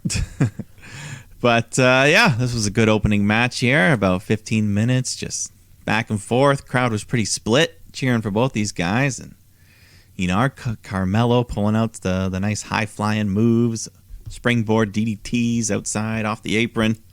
Roddy Strong pulls out a Daniel Bryan style big knee, the running knee, which turns Carmelo inside out. Great selling there. But one unfortunate thing people pointed out online, I didn't notice at the time, but Carmelo Hayes was wearing white trunks. And at some point in the match, these little brown stains appeared. Really? I did not notice that. No. So rumor is he soiled himself, but Well, hey. I mean, okay, that being okay, the devil's advocate maybe. A lot of the Caucasian performers will enhance their look maybe with a little bit of spray tan. We've seen that before, after a Kenny Omega match, and the canvas in the ring looks like Carmelo was just there. And you're like, but there was no Carmella. I admire that, but I don't know. You see the splatters and you see the location. It's hard to ignore sometimes. Yeah, I mean, I could have ignored it. I couldn't, but I don't know. It's out there now. It's out there. It's a part of the world. So, anyways, the wrestling though was good. There was a crazy spot off the top rope where Carmelo and Roddy. It looked like Roddy. He hits the X-Plex, the release suplex thing, but then Carmelo's the one that makes the pin. So I was kind of confused by that. But the move was awesome. Yeah. Yeah. So, anyways, Carmelo finishes the job off. He hits the big scissor kick off the top rope. Gets a 3 count. So, Carmelo Hayes, the undisputed North American champion. Undisputed. And this diving leg drop, which looks a bit weird. At least this one that we saw, because it almost looks like he tries to land it, like stick the landing on one leg. Which is not a good idea. Which is not a good idea. Just ask, what's his name? Psycho Sid. Psycho Sid, thank you. Yeah. So the maneuver looks a bit weird. But yeah, this match was a lot of fun, I think. At no point did I think Roderick Strong was going to win this. It never even felt like he had a chance. No. But the King of the Neck Breaker, or the King of the Back Breaker, whatever he's been monikered in the past, put on one hell of a show. Now, I have no idea what his contractual status is at this point. No, but we're all thinking it. I mean, we're all thinking it, right? That was the last piece of baggage he had to drop. He got rid of the title. I mean, the entire Undisputed Era is over in All Elite Wrestling. Even his wife, one half of the Goon Squad, Marina Shafir, even she's making her appearances on Dark and Dark Elevation. It's only a matter of time, I think, until, at least maybe Marina Shafir and Roderick Strong, or just Roderick Strong himself, makes that leap. Because he's one of the last guys of the old, or last performers rather, of the old NXT. Yeah. So hopefully we'll see. After this, AJ Styles comes out and kind of talks about how he skipped NXT. He just went straight to the main roster, debuted at the Royal Rumble. But he knows there's something special about this place, and he addresses Grayson Waller, who comes out and he insults AJ for losing to Omos. AJ says, "You're right. He beat me up, so take advantage. I've never had a singles match in NXT, so let's do this right now." But Waller's just like, nah. So AJ says, "Grow a sack," and Grayson says, "Fine, next week in the main event of NXT, you and me." So there you go. AJ's first ever singles match in NXT. Yeah, so this was one of those moments where I wanted the crowd to shut the fuck up, like I had just said. I was like, what the fuck are you guys doing here? Like, you're just... they were chanting for no reason. Like, this is AJ Styles. You shut up and you respect. So a lot of the fans down there maybe weren't paying the respects that they deserve. But yeah, I guess Grayson Waller kind of sets his date for his clash with the Styles Clash Master. Yeah, I guess. Y'all, you can't take 2 straight losses. You can't lose to Omos and then lose to this fuck. I mean, it would take a lot of dirty work. But that being said, a win over AJ Styles would make him, because right now, I don't think we have a biggest heel here at least on the men's side of the roster. We don't have a biggest heel. If you beat AJ Styles, that's the type of heat that could take you into, the summer. Yeah. But, even a good showing, put up a good fight, that could also go a long way for him. Yeah. Earn some respect from the audience. Mm-hmm. But after this, we got 6-man tag Imperium featuring Walter, the leader, taking on MSK and Riddle, who all come riding in together on scooters. And Yeah, Walter, he's a special attraction. Anytime you see him wrestling on TV, I'm automatically going to be interested. It's going to be a big moment, and this match was riddled with commentary pot jokes. Of course. There was one where I think who's the guy? Not Wade Barrett, but the other one. What's his name? Vic Joseph. Yeah, Vic Joseph would say, "Oh, Riddle really helped MSK with a new degree of higher learning." And then Wade Barrett goes, higher learning. Higher learning. There was a couple of those peppered in there. You were going to get it because I guess weed is the gimmick, I guess. Pretty much. Okay. Whatever. I mean, crowd was hot. They were loving Riddle, chanting bro, everything he did. And Imperium just, showing that fine, traditional style wrestling. MSK and Riddle doing the high flying and, all the puns. Yeah, flying high. Whoa. Flying high. A lot of that kind of shit, yeah. Yeah. Riddle and Walter square off, and everyone was going nuts for that. And, just lots of cool double team, triple team moves. Riddle and MSK hit like a floating bro, suicide dive, all at the same time. Riddle just goes on a roll, hits a floating bro, and then an RKO to get the win for him and MSK. Yeah, to get the big win. And I think right around this time, if not immediately after, immediately before, of course, they had announced there will be a Dusty Classic this year. Again, the Dusty Tag Team Classic. Yep. MSK probably looking to get those belts back. Who knows? Maybe be 2-time winners of that championship. But this was Walter losing his first match as a full member of the NXT roster. Maybe he could be going back to the UK. I don't remember the last. I think was the last match he had. Possibly was the one against Ilya Dragunov. Maybe. We don't follow the NXT UK, so that was the last match that he had. There you go. He performed at some live shows when WWE went over there. But yeah. I'm hoping he's staying and, maybe even going to the main roster. Who knows what they want to do with it. But we got a triple threat match for the NXT Women's title. Mandy Rose defends against Raquel Gonzalez and Cora Jade. And they all, took their own mode of transportation. Mandy flew in on a helicopter. Raquel drives in on her motorcycle. And Cora, of course, has her little banana board. Has her little banana board. A very efficient way. Maybe she could upgrade to a longboard sometime Good for soon. the environment, yeah. Fast-paced match here. Raquel showing off that strength. She picks up both women on her shoulders. Hits a big double Samoan drop there. And, of course, triple threat rules means no DQ. So Mandy pulls out the kendo stick, and everyone takes turns just beating each other with that. And, like you said, this crowd was loud all night. They were loving this match, chanting, "This is awesome." And, Raquel tosses Cora to the floor. Mandy gets scared, tries to run away, so Raquel grabs her, hits the Chigola bomb, makes the pin, but then Cora just comes flying off the top rope with a senton to break it up. So Raquel gets pissed, tries to superplex her, but then Jade reverses it, shoves her to the floor, goes after Mandy, but then Mandy catches her in a pin and gets a 3 to retain her belt.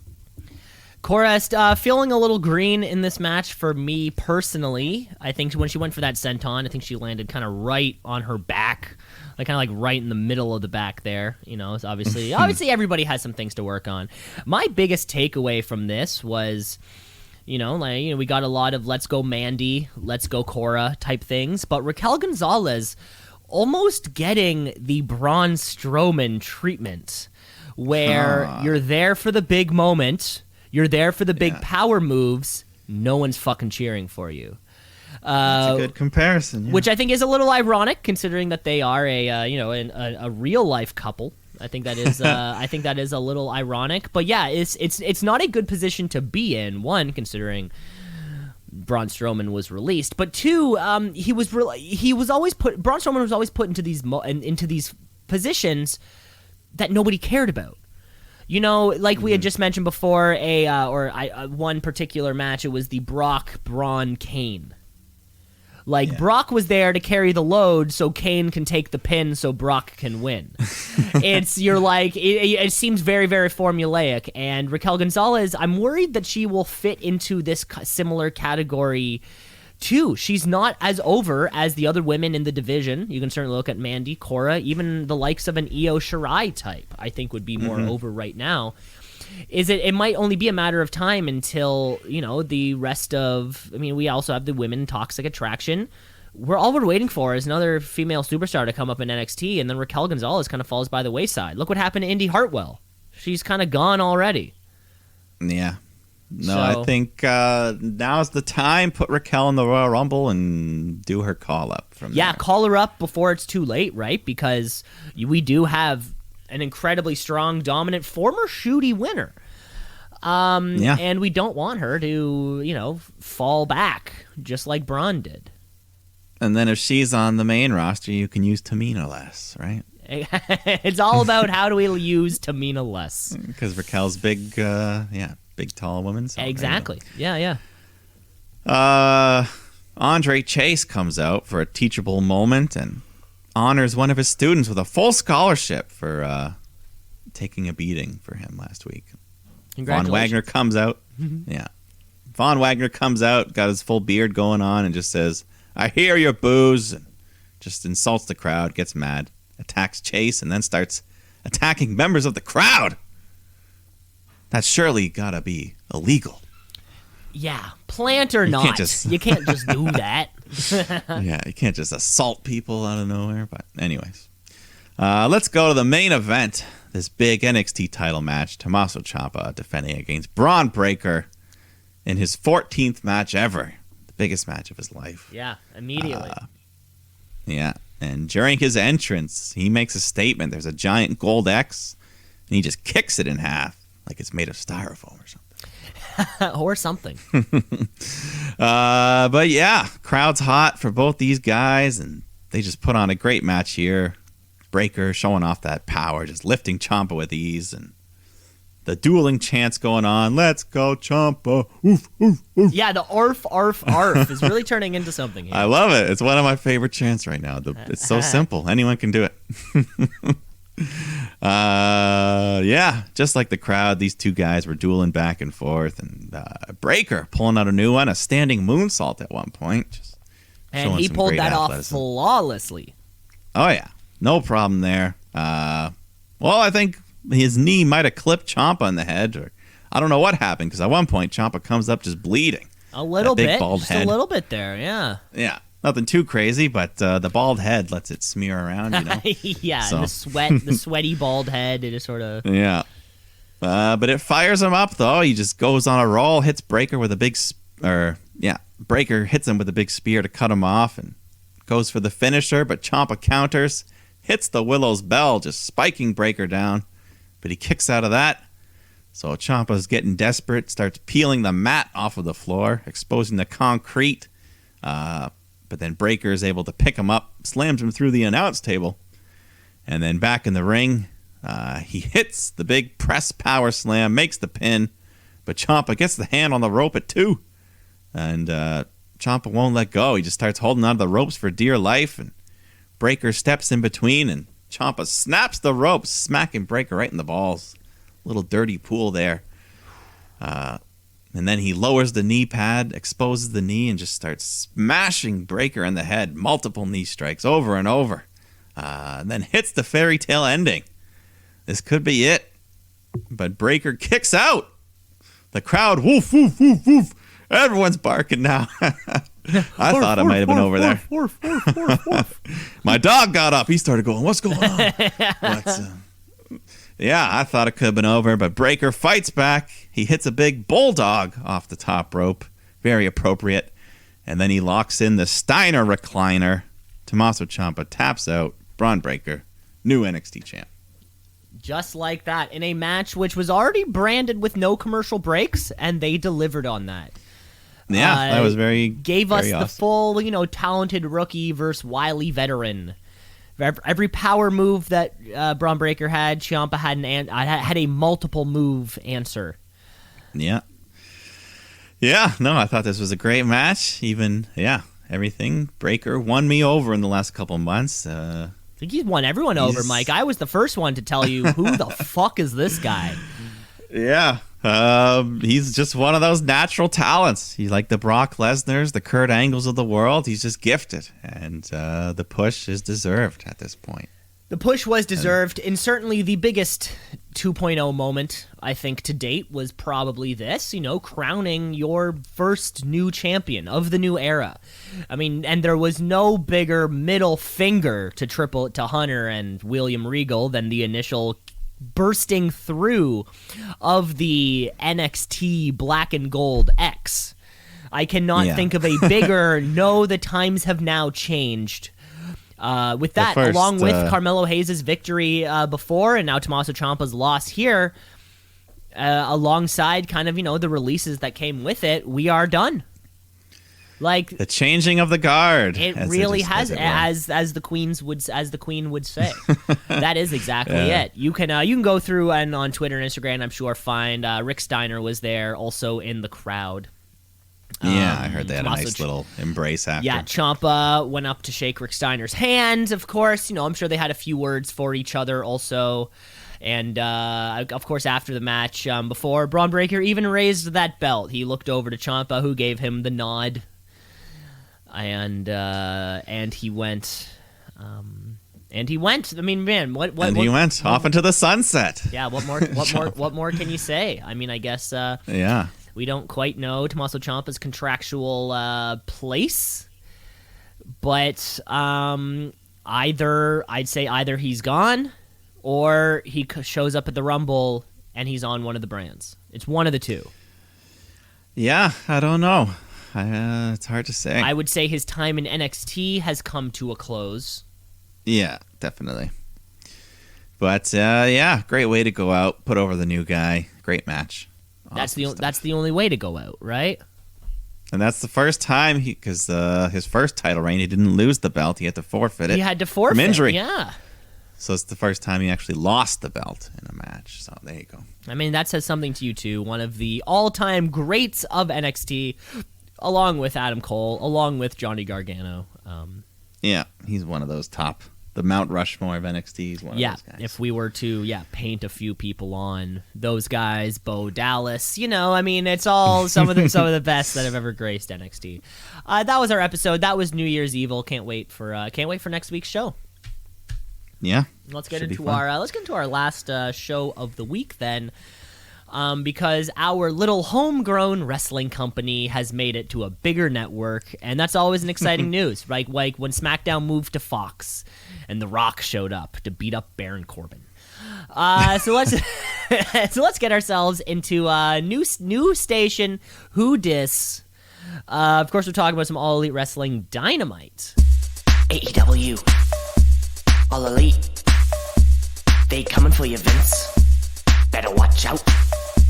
It's too sweet. Where this is a big show for a few reasons. Not only are we moving on to TBS, we also have multiple championship matches, championship crownings. Of course, the TBS Championship Tournament will be culminating here between Jade Cargill and Ruby Soho.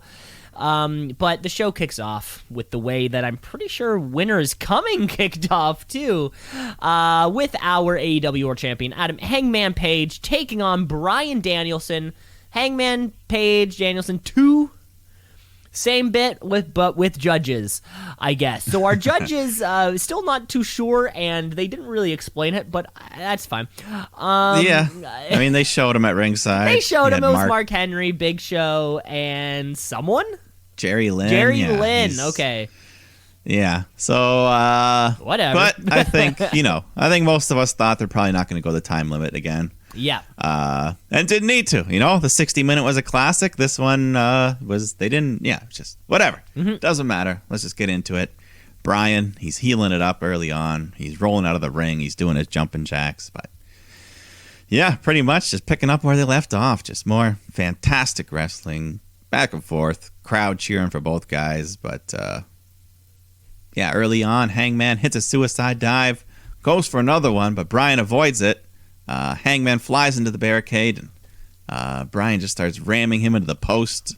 Trying to weaken the arm of Hangman, the lariat arm.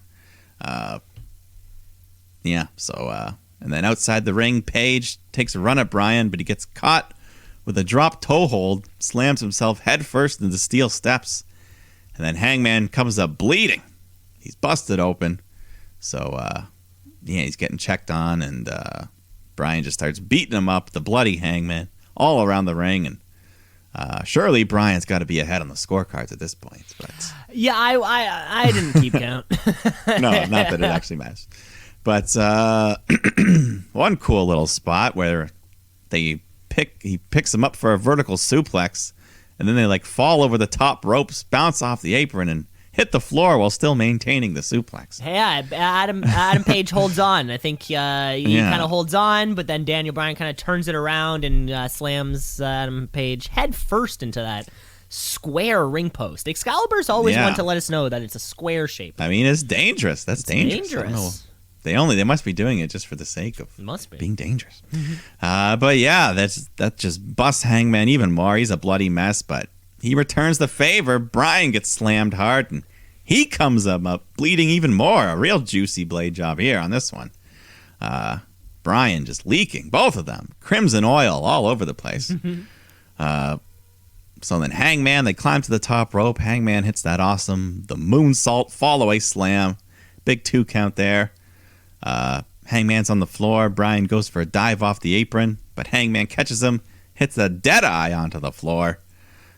And I love Bryan selling it. He started twitching his legs. He starts twitching his legs, and you're like, oh, dude, you have too much neck history for me to think that's cool. Yeah. So he picks Bryan up, rolls him into the ring, goes for the buckshot lariat, but Bryan collapses to the mat, avoids being hit. So Hangman goes to grab him, but Bryan plays possum, just catches Hangman in a roll-up, transitions into the label lock, but Hangman is able to break out of that, goes for the buckshot. Bryan ducks, hits the Boo Psycho knee, makes the cover. Hangman kicks out at 2. The crowd's on their feet at this point. Both men are just a bloody mess, just slugging it out back and forth. Bryan hits a big spike gotch pile driver, but Hangman kicks out again, fights back, hits a high angle backdrop. Bryan crumples up, nearly lands on his head there. And then by the time he gets up, Hangman set him up for the buckshot lariat, hits it, and gets the 3. He's finally finished the job. Retains the belt. Retained outright. That's exactly it. It took AEW exactly 5 days to put out a match of the year. Candidate, of course, courtesy of the best wrestler on the planet, Bryan Danielson, and a ballsy world champion coming into his own, I think. We had so long of just the way that it was booked, and you're like, oh, he could wrestle this whole time. Hangman Page throughout his time as the AEW Tag Champion, and then going through his personal struggles. And you're like, oh, well, we haven't seen much of him. I don't know what he can do. It's like, oh yeah, no, he could have wrestled this whole time. They were literally holding it on because they knew that this was going to come one day. And for Adam Page to finally beat Bryan Danielson, that's how you put a fucking kid over. He's the better champion. Both guys win, and I'm just excited to see what's next for Bryan Danielson, really. I love this new gimmick of I'm more athletic than you. Bryan Danielson, who can take nothing and turn it into a gimmick. I think he'll be less heelish now that he's done with Hangman. Maybe we need a true heel to take down. I guess Revolution is the next thing we're building to. I think later on we maybe saw that there's a Bash at the Beach thing coming up. Beach break, whatever it's called, or whatever it is. Too many, but that's exactly it. I like Bryan Danielson's just I'm more athletic than you. It sort of it brings me back to his time as the Planet's champion, where the whole gimmick was just like I can serve shit. Yeah, that was the gimmick. I'm not. He wasn't even being an asshole. So easy. It's so simple to make something work, and for him, he can make for him. Make anything work. Yeah. He could have made the his- Karrion Kross main roster debut work, I bet. But his first ever loss here in AEW, but does not hurt a legend like him. And No. he'll probably hold that title at some point. Yeah, hopefully. I mean, God, it's got to Yeah. happen. Yeah. Awesome match. Just under 30 minutes, but it had all it needed. Great sequel to that first one. So Yeah. awesome all around. Then right after that, we had MJF taking on Captain Sean Dean. Getting a big opportunity here. And right as the bell rings, CM Punk comes running out, which causes MJF to slide out of the ring, run off, and CM Punk then just turns and hits Sean Dean, strikes him with a GTS, causing The DQ, maybe the I second guess. ever DQ? Yeah, I think there's causing the DQ, yeah. the second ever maybe in AEW history. There's Very rare. Very, very rare. Yeah. But it was blatant. Approximately the amount that's on every week of Raw. Yeah. So yeah, I mean, the records show Sean Dean has beaten MJF, got the win there. Punk gets on the mic and says, "Hey, MJF, this is going to happen every single match you have until you step in the ring with me." So MJF's like, "Oh, PG Punk," which the crowd actually chanted PG Punk. PG So they were Punk. kind of on MJF's side of it. I don't know. Punk. And he says, "You think you're Roddy Piper, but the last time I checked, Piper was talented enough to main event a WrestleMania." Little ooh. Classic ooh. And and then he says, "Yeah, if I'm not showing the proper respect around here, maybe I'll main event a Mania too." And Punk just Ooh. laughs. Yeah. Another ooh. Punk laughs and says, "Stop talking and fight me. If you think the grass is greener on the other side, then main event night 4 of a buy one, get one free extravaganza." Ooh. He's talking about Wrestle Kingdom or Mania. I can't tell. I don't know what he's talking about. but anyways. You know what? It raises the question for me where it's like, is there a time where you lay off on the WWE references? And it just really depends how they're used. You know, where it's like Corey Graves, because you can't reference anything else, they have to say, he has to say, AJ Styles is a champion all over the world, because they can't say former Impact champion, former IWGP, because they're not allowed to say it. It's almost like just saying something like main event WrestleMania lets me know that this is contextually in the real world. Yeah. We're not Yeah, in that's good. we're not in some fantasy land where literally nothing else exists besides what I'm watching. We're in the real world where it's like, yeah, WrestleMania exists. Yeah, Wrestle Kingdom exists. It's I don't know. It is a little bit refreshing considering in WWE it's something you don't hear at all. Yeah, it's good to acknowledge it, but I don't think they want to overuse it as a point of just to get a reaction, just to be like, "Ooh, he said WrestleMania." Of course not. Yeah, you do have to be, you have to be a little subtle with how you use it, but yeah, it keeps it in the real world. Yeah, like it should. Yeah, exactly. It shouldn't be a forbidden word or No. anything.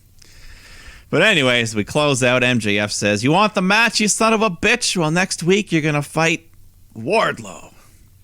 Wardlow, who's been on a string of wins. Oh, yeah. We'll get to him in a second. Yeah, we'll get to him in a little bit, but yeah, this is a big match for Punk. It's also a big match for Wardlow. Arguably Wardlow's biggest match, arguably bigger than the Cody cage match, which we saw at sometime last year. It'll be a lot of fun to see how AEW books this match, because we've been saying it. I think we've been saying it since August 20th. When's CM Punk gonna lose? We've been saying it this whole time. It has to happen eventually. I mean, MJF could get revenge, come out, hit Wardlow, and so Wardlow wins by DQ, and then that also progresses the MJF Wardlow splitting up. Mm-hmm. He's like, "Hey, buddy, I had to do it, man. Punk had to lose." Well, Punk had to lose Hits him with somehow, a chair. bud. Yeah, I don't know, but that'll be interesting to see how they book that one next week. But then we get Chris Jericho coming out to speak, which I thought was kind of weird, having two big talking segments back to back, but no big deal. He just kind of hypes up. This is his first time back on TBS since WCW 1999. So talks about 2.0, and they come out to respond, and he just kind of makes fun of them for One of them being a square head, the other guy being a pinhead. Yeah, nah, not the greatest little segment, but whatever. Garcia shows up. Eddie Kingston shows up. Santana and Ortiz, they all chase each other off. Yeah, where we're at with Jericho now is a little confusing. Because clearly the company's fine without him. I don't know the type of, financial draw that he is, if he's getting viewers in, because I know anytime Matt would see me, or I would be watching Dynamite and Matt would see Jericho, his first thing would be, wow, Jericho doesn't look good. It's like to have the visual recognition, but then immediately undercut with a diss. I don't know if that's a good thing necessarily. So that's exactly what my buddy Jake said. He's like, yeah, I checked out that AEW. He's like, man, Jericho, he's gone downhill. Yeah, so it's like, okay, great, they notice him, but it's not a good notice. It's a bad notice. Yeah. I mean, this whole segment didn't add anything to me, and I mean, yeah, sure, it's good for 2.0 Garcia to rub elbows with some big guys, but yeah, I don't know. All I did want to say though, Fozzy got a new drummer. Oh, cool. Oh, cool. Next up on the card, Wardlow. Well, I mean, yeah. Are you following the band now? Are you a fan? No, I just have my stories from my buddy who was also in a band who has played with Fozzy, and I'd mentioned this to you before that Judas was actually a song that was written for them, for my friend's band. My friend's band declined, and then like 6 years later, it ends up being a Fozzy song. They blew it. Who blew it? No offense. Well, yeah, no, because I remember I mentioned that to him, and I was like, yeah, because he was like, oh yeah, the guy who writes the Fozzy songs, we also wrote with, and I was like, oh, let me know if you know this one, and he was like, yeah, that was going to be on our third record.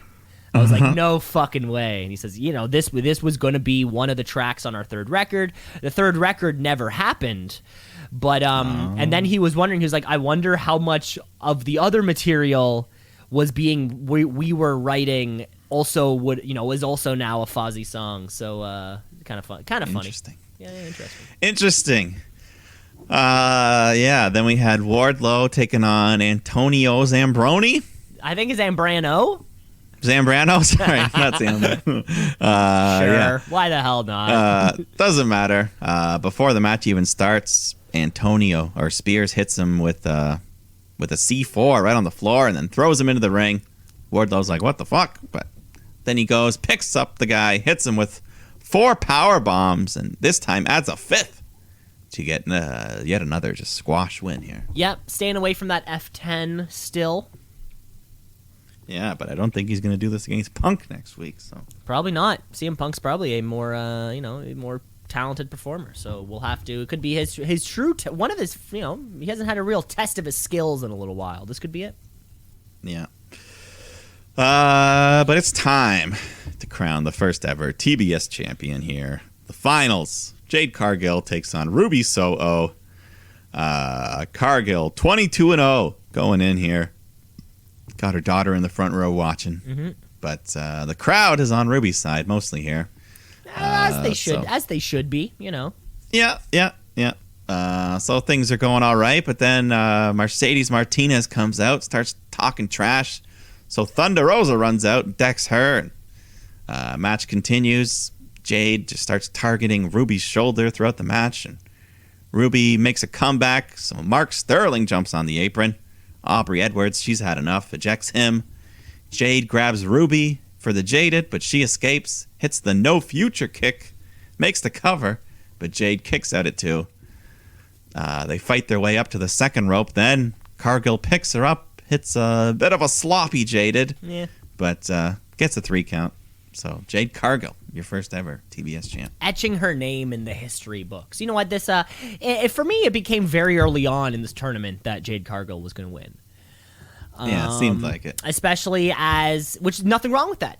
AEW is trying to build towards their future and enhancing their women's division, while at the same time, responding to some of those criticisms that previous performers have had towards Tony Khan and the booking regarding, equality to all the performers and exposure and those sorts of things. Yeah. Jade Cargill, she's going to learn as she goes. And it's not always going to be pretty. But as we can see, she's a hard worker. She's fucking strong. She's athletic. And she's got the look. Tony Khan is probably sitting by a money printing machine, just kind of waiting for the order to come in. And then boop, boop, boop, boop. She has that kind of star power. I think, And, because the more Jade Cargill gets to work with the Ruby Sohos of the world, she will get better, Yeah, and being, the TBS champion, it'll still kind of be the secondary title. Not in a bad way, but, so not as much spotlight, not as much load to carry as the Britt Breaker would. Exactly. So. I'm curious to see how they're going to book both this and the TNT title. Now that we're sort of, on a, naming the title after the station you're on is a bold choice. But yeah, I'm curious to see how they really differentiate this between this and that TNT title. Yeah, we shall see. But after that, we got Malachi Black taking on Brian Pillman Jr., who comes out swinging, but Black cuts him off. Julia Hart at ringside wearing that eye patch from that black mist. the misting. Yeah, so near the end, Pillman goes for a springboard into the ring, but he kind of slips up there, falls down, crashes and burns, but Black just kind of picks him up, hits a spinning heel kick, gets the win. Dominated. Yeah, pretty dominant performance. Yeah, I think after the match, he kind of teased like he was going to come after Julia Hart after, but then Penta, Rey Fenix, they hit the ring. Then the arena goes black, and then there goes Malachi Black. He kind of appears back up on the ring. He teleports. Yeah. But yeah, Lucha Bros are out here, so let's stay because they've got a main event to do. AEW. Before we just get into that main event, my takeaway from here is we are now on the countdown to Brody King's arrival. Is my guess. For this House of Black that he keeps talking about. So I know that you're not the biggest bro. I feel like you've told me before that you are not the biggest fan of Brody King. I don't know if I know much about him. Okay, then I must be thinking of somebody else who you said you didn't like. Okay, yeah, he's an independent guy, one of the guys who he's been Ring of Honor. He's been PWG. He is currently alongside Malachi Black, the PWG Tag Team Champion. Their team is known as the Kings of the Black Throne.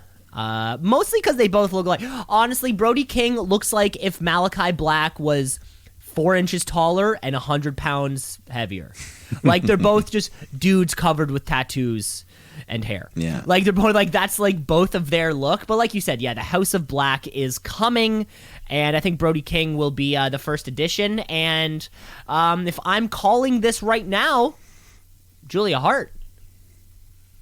Yeah. Like you had said, the Black Mist does something to you. It takes you over as a performer, and I think every good faction needs a female counterpart, or a female to, operate that side of the division.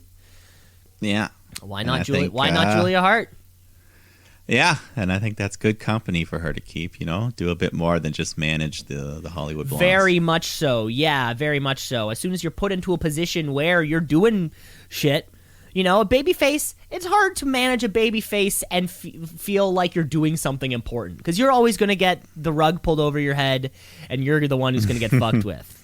Yeah. But hey, if you can move over to a heel team, well, that's one thing. Only you're going to be doing the fucking. We'll see, though. But yes, they're teasing the reveal soon of this the House of Black. That's what they're calling it. House of Black, yes. Yeah. So, and Pac as well. He got sprayed. He might show up. He was wearing that eye patch. Yeah, I don't think we've seen him in a little while, actually. Yeah. But let's go to this main event. Lucha Brothers defending the AEW World Tag Titles against Jungle Boy and Luchasaurus. Just a fun match here. Lots of high-flying moves from everyone. Fun little spot where all 4 guys kind of had their hands linked together and Ray and Jungle Boy do like a springboard moonsault arm drag. Just big, I don't know, just a cool, fun little moves. thing. Penta hits the Made in Japan for a big near fall on Jungle Boy. And then they pick him up. They go for the No Fear, but then the lights shut out, and they come back on, and nobody's there. And the crowd boos. I guess they wanted something. I felt like a tease for another Malachi Black, House of Black type thing. Yeah, and then JR was like, "Oh, the lights have gone off too many times for my liking tonight." Which they do. You're it like, a me lot, too, JR. Me too. Penta hangs Jungle Boy up on the top rope, and then hits this crazy like hanging package pile driver onto the apron. And then him and Phoenix hit the combination Fear Factor. Their finishing move, make the cover, but Jungle Boy kicks out. So they're kicking it into high gear here, and this is when the Lucha Brothers manager, what's his name? I forget. Alex Abrahantes. Alex, yeah, he comes up. He sets up a table at ringside. This is when things take an ugly turn as Ray Phoenix gets caught by Luchasaurus, chokeslammed off the apron through the table. And on the very moment, I didn't notice it until they showed the replay. And my God, this was graphic. Phoenix arm just literally snaps in half backwards on landing. And he screams, points to the officials, like points at his arms. You can tell it was fucked up. It looked a lot like a Tom Segura situation there. Just the way he Oh, fell yeah. on it. Yeah. I don't know the prognosis. I mean, it could be a dislocated elbow, could be anything. But either way, that arm... prognosis is negative. Or positive? So what are you telling me here? Dislocated elbow. Well, I guess that's better than a break. Better than a break. He'll be out for some time, though. Yeah, either way, it was an ugly, ugly situation there. But thankfully, this was right at the end of the match anyways. I think they were supposed to take them out. So back in the ring, Penta tries to finish off Jungle Boy, but he gets countered into a pin. Jungle Boy gets the 3. So Jurassic Express have finally done it. Captured the tag titles. And new. Yeah, Jungle Boy, his mom and sister are at ringside crying. And just a nice celebration. Christian hands his boys their first title belts. The crowd sings a song. Caps off a great episode other than that unfortunate injury there.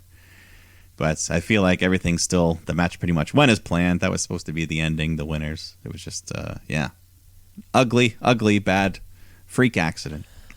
And why did it have to happen to Ray Phoenix? You know, the guy who always has this fucking shit happen to him. Yeah, it's almost like it's one of those professional wrestling highlights that you never want to watch again.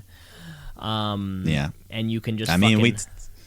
We talked about Psycho Sid earlier. It was pretty similar to that. That's another one you never want to watch again. Yeah, we're just hoping for the best for Ray Phoenix. It's you hate seeing it. You hate seeing it, right? That being said, though, to focus on some of those positives.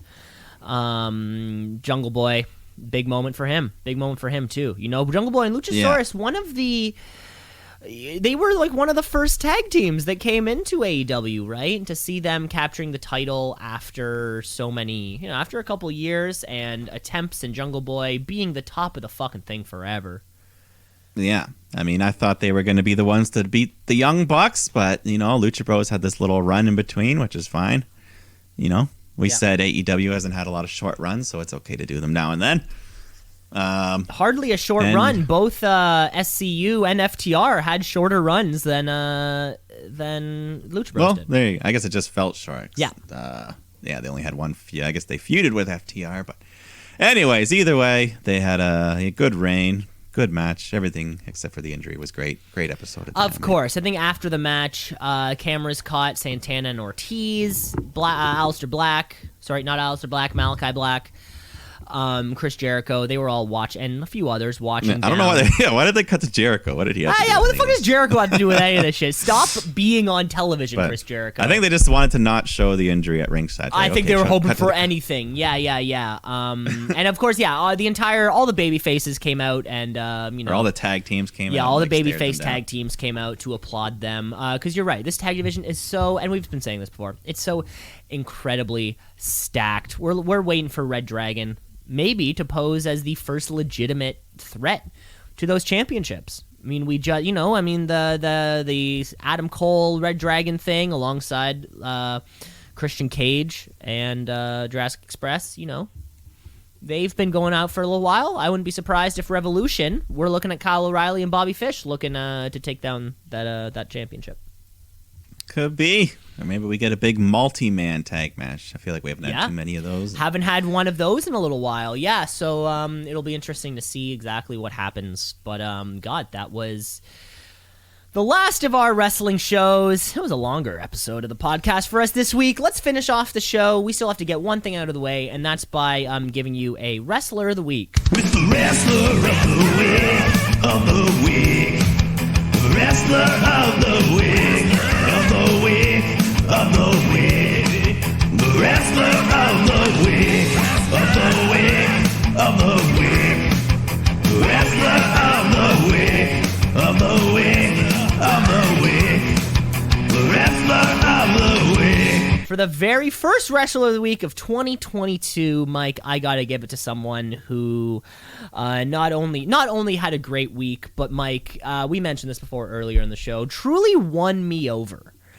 the last few weeks. You know what? So many of these AEW debuts or whoever they are, we like them already. It's easy to give CM Punk Wrestler of the Week. We already know he's fucking fantastic.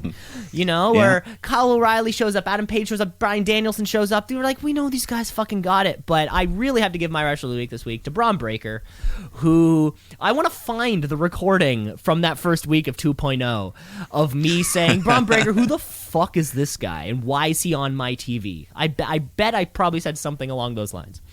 I'm sure we can track that recording. I'm sure down. we can track down that recording. And yeah, him coming full circle, winning the biggest match of his career, and being built up so incredibly well. He lost the first opportunity that he had for this championship. Then he won at War Games, and now he won this. It felt so organic, really, and you don't get to see that too often. Braun Breaker, you're my Wrestler of the Week.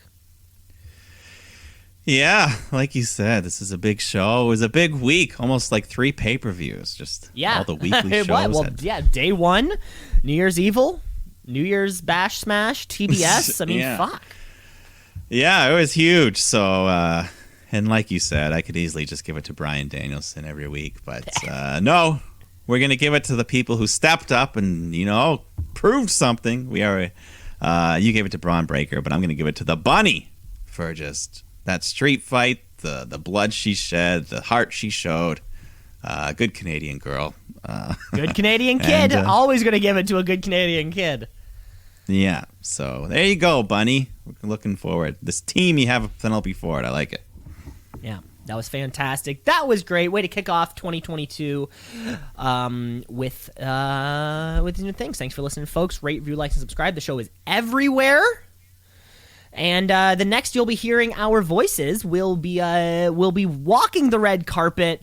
My tux is at the cleaners because it's Shootie season. We're gonna get the Shooties out of the way before our next recording. Can't wait. The final results are being tabulated.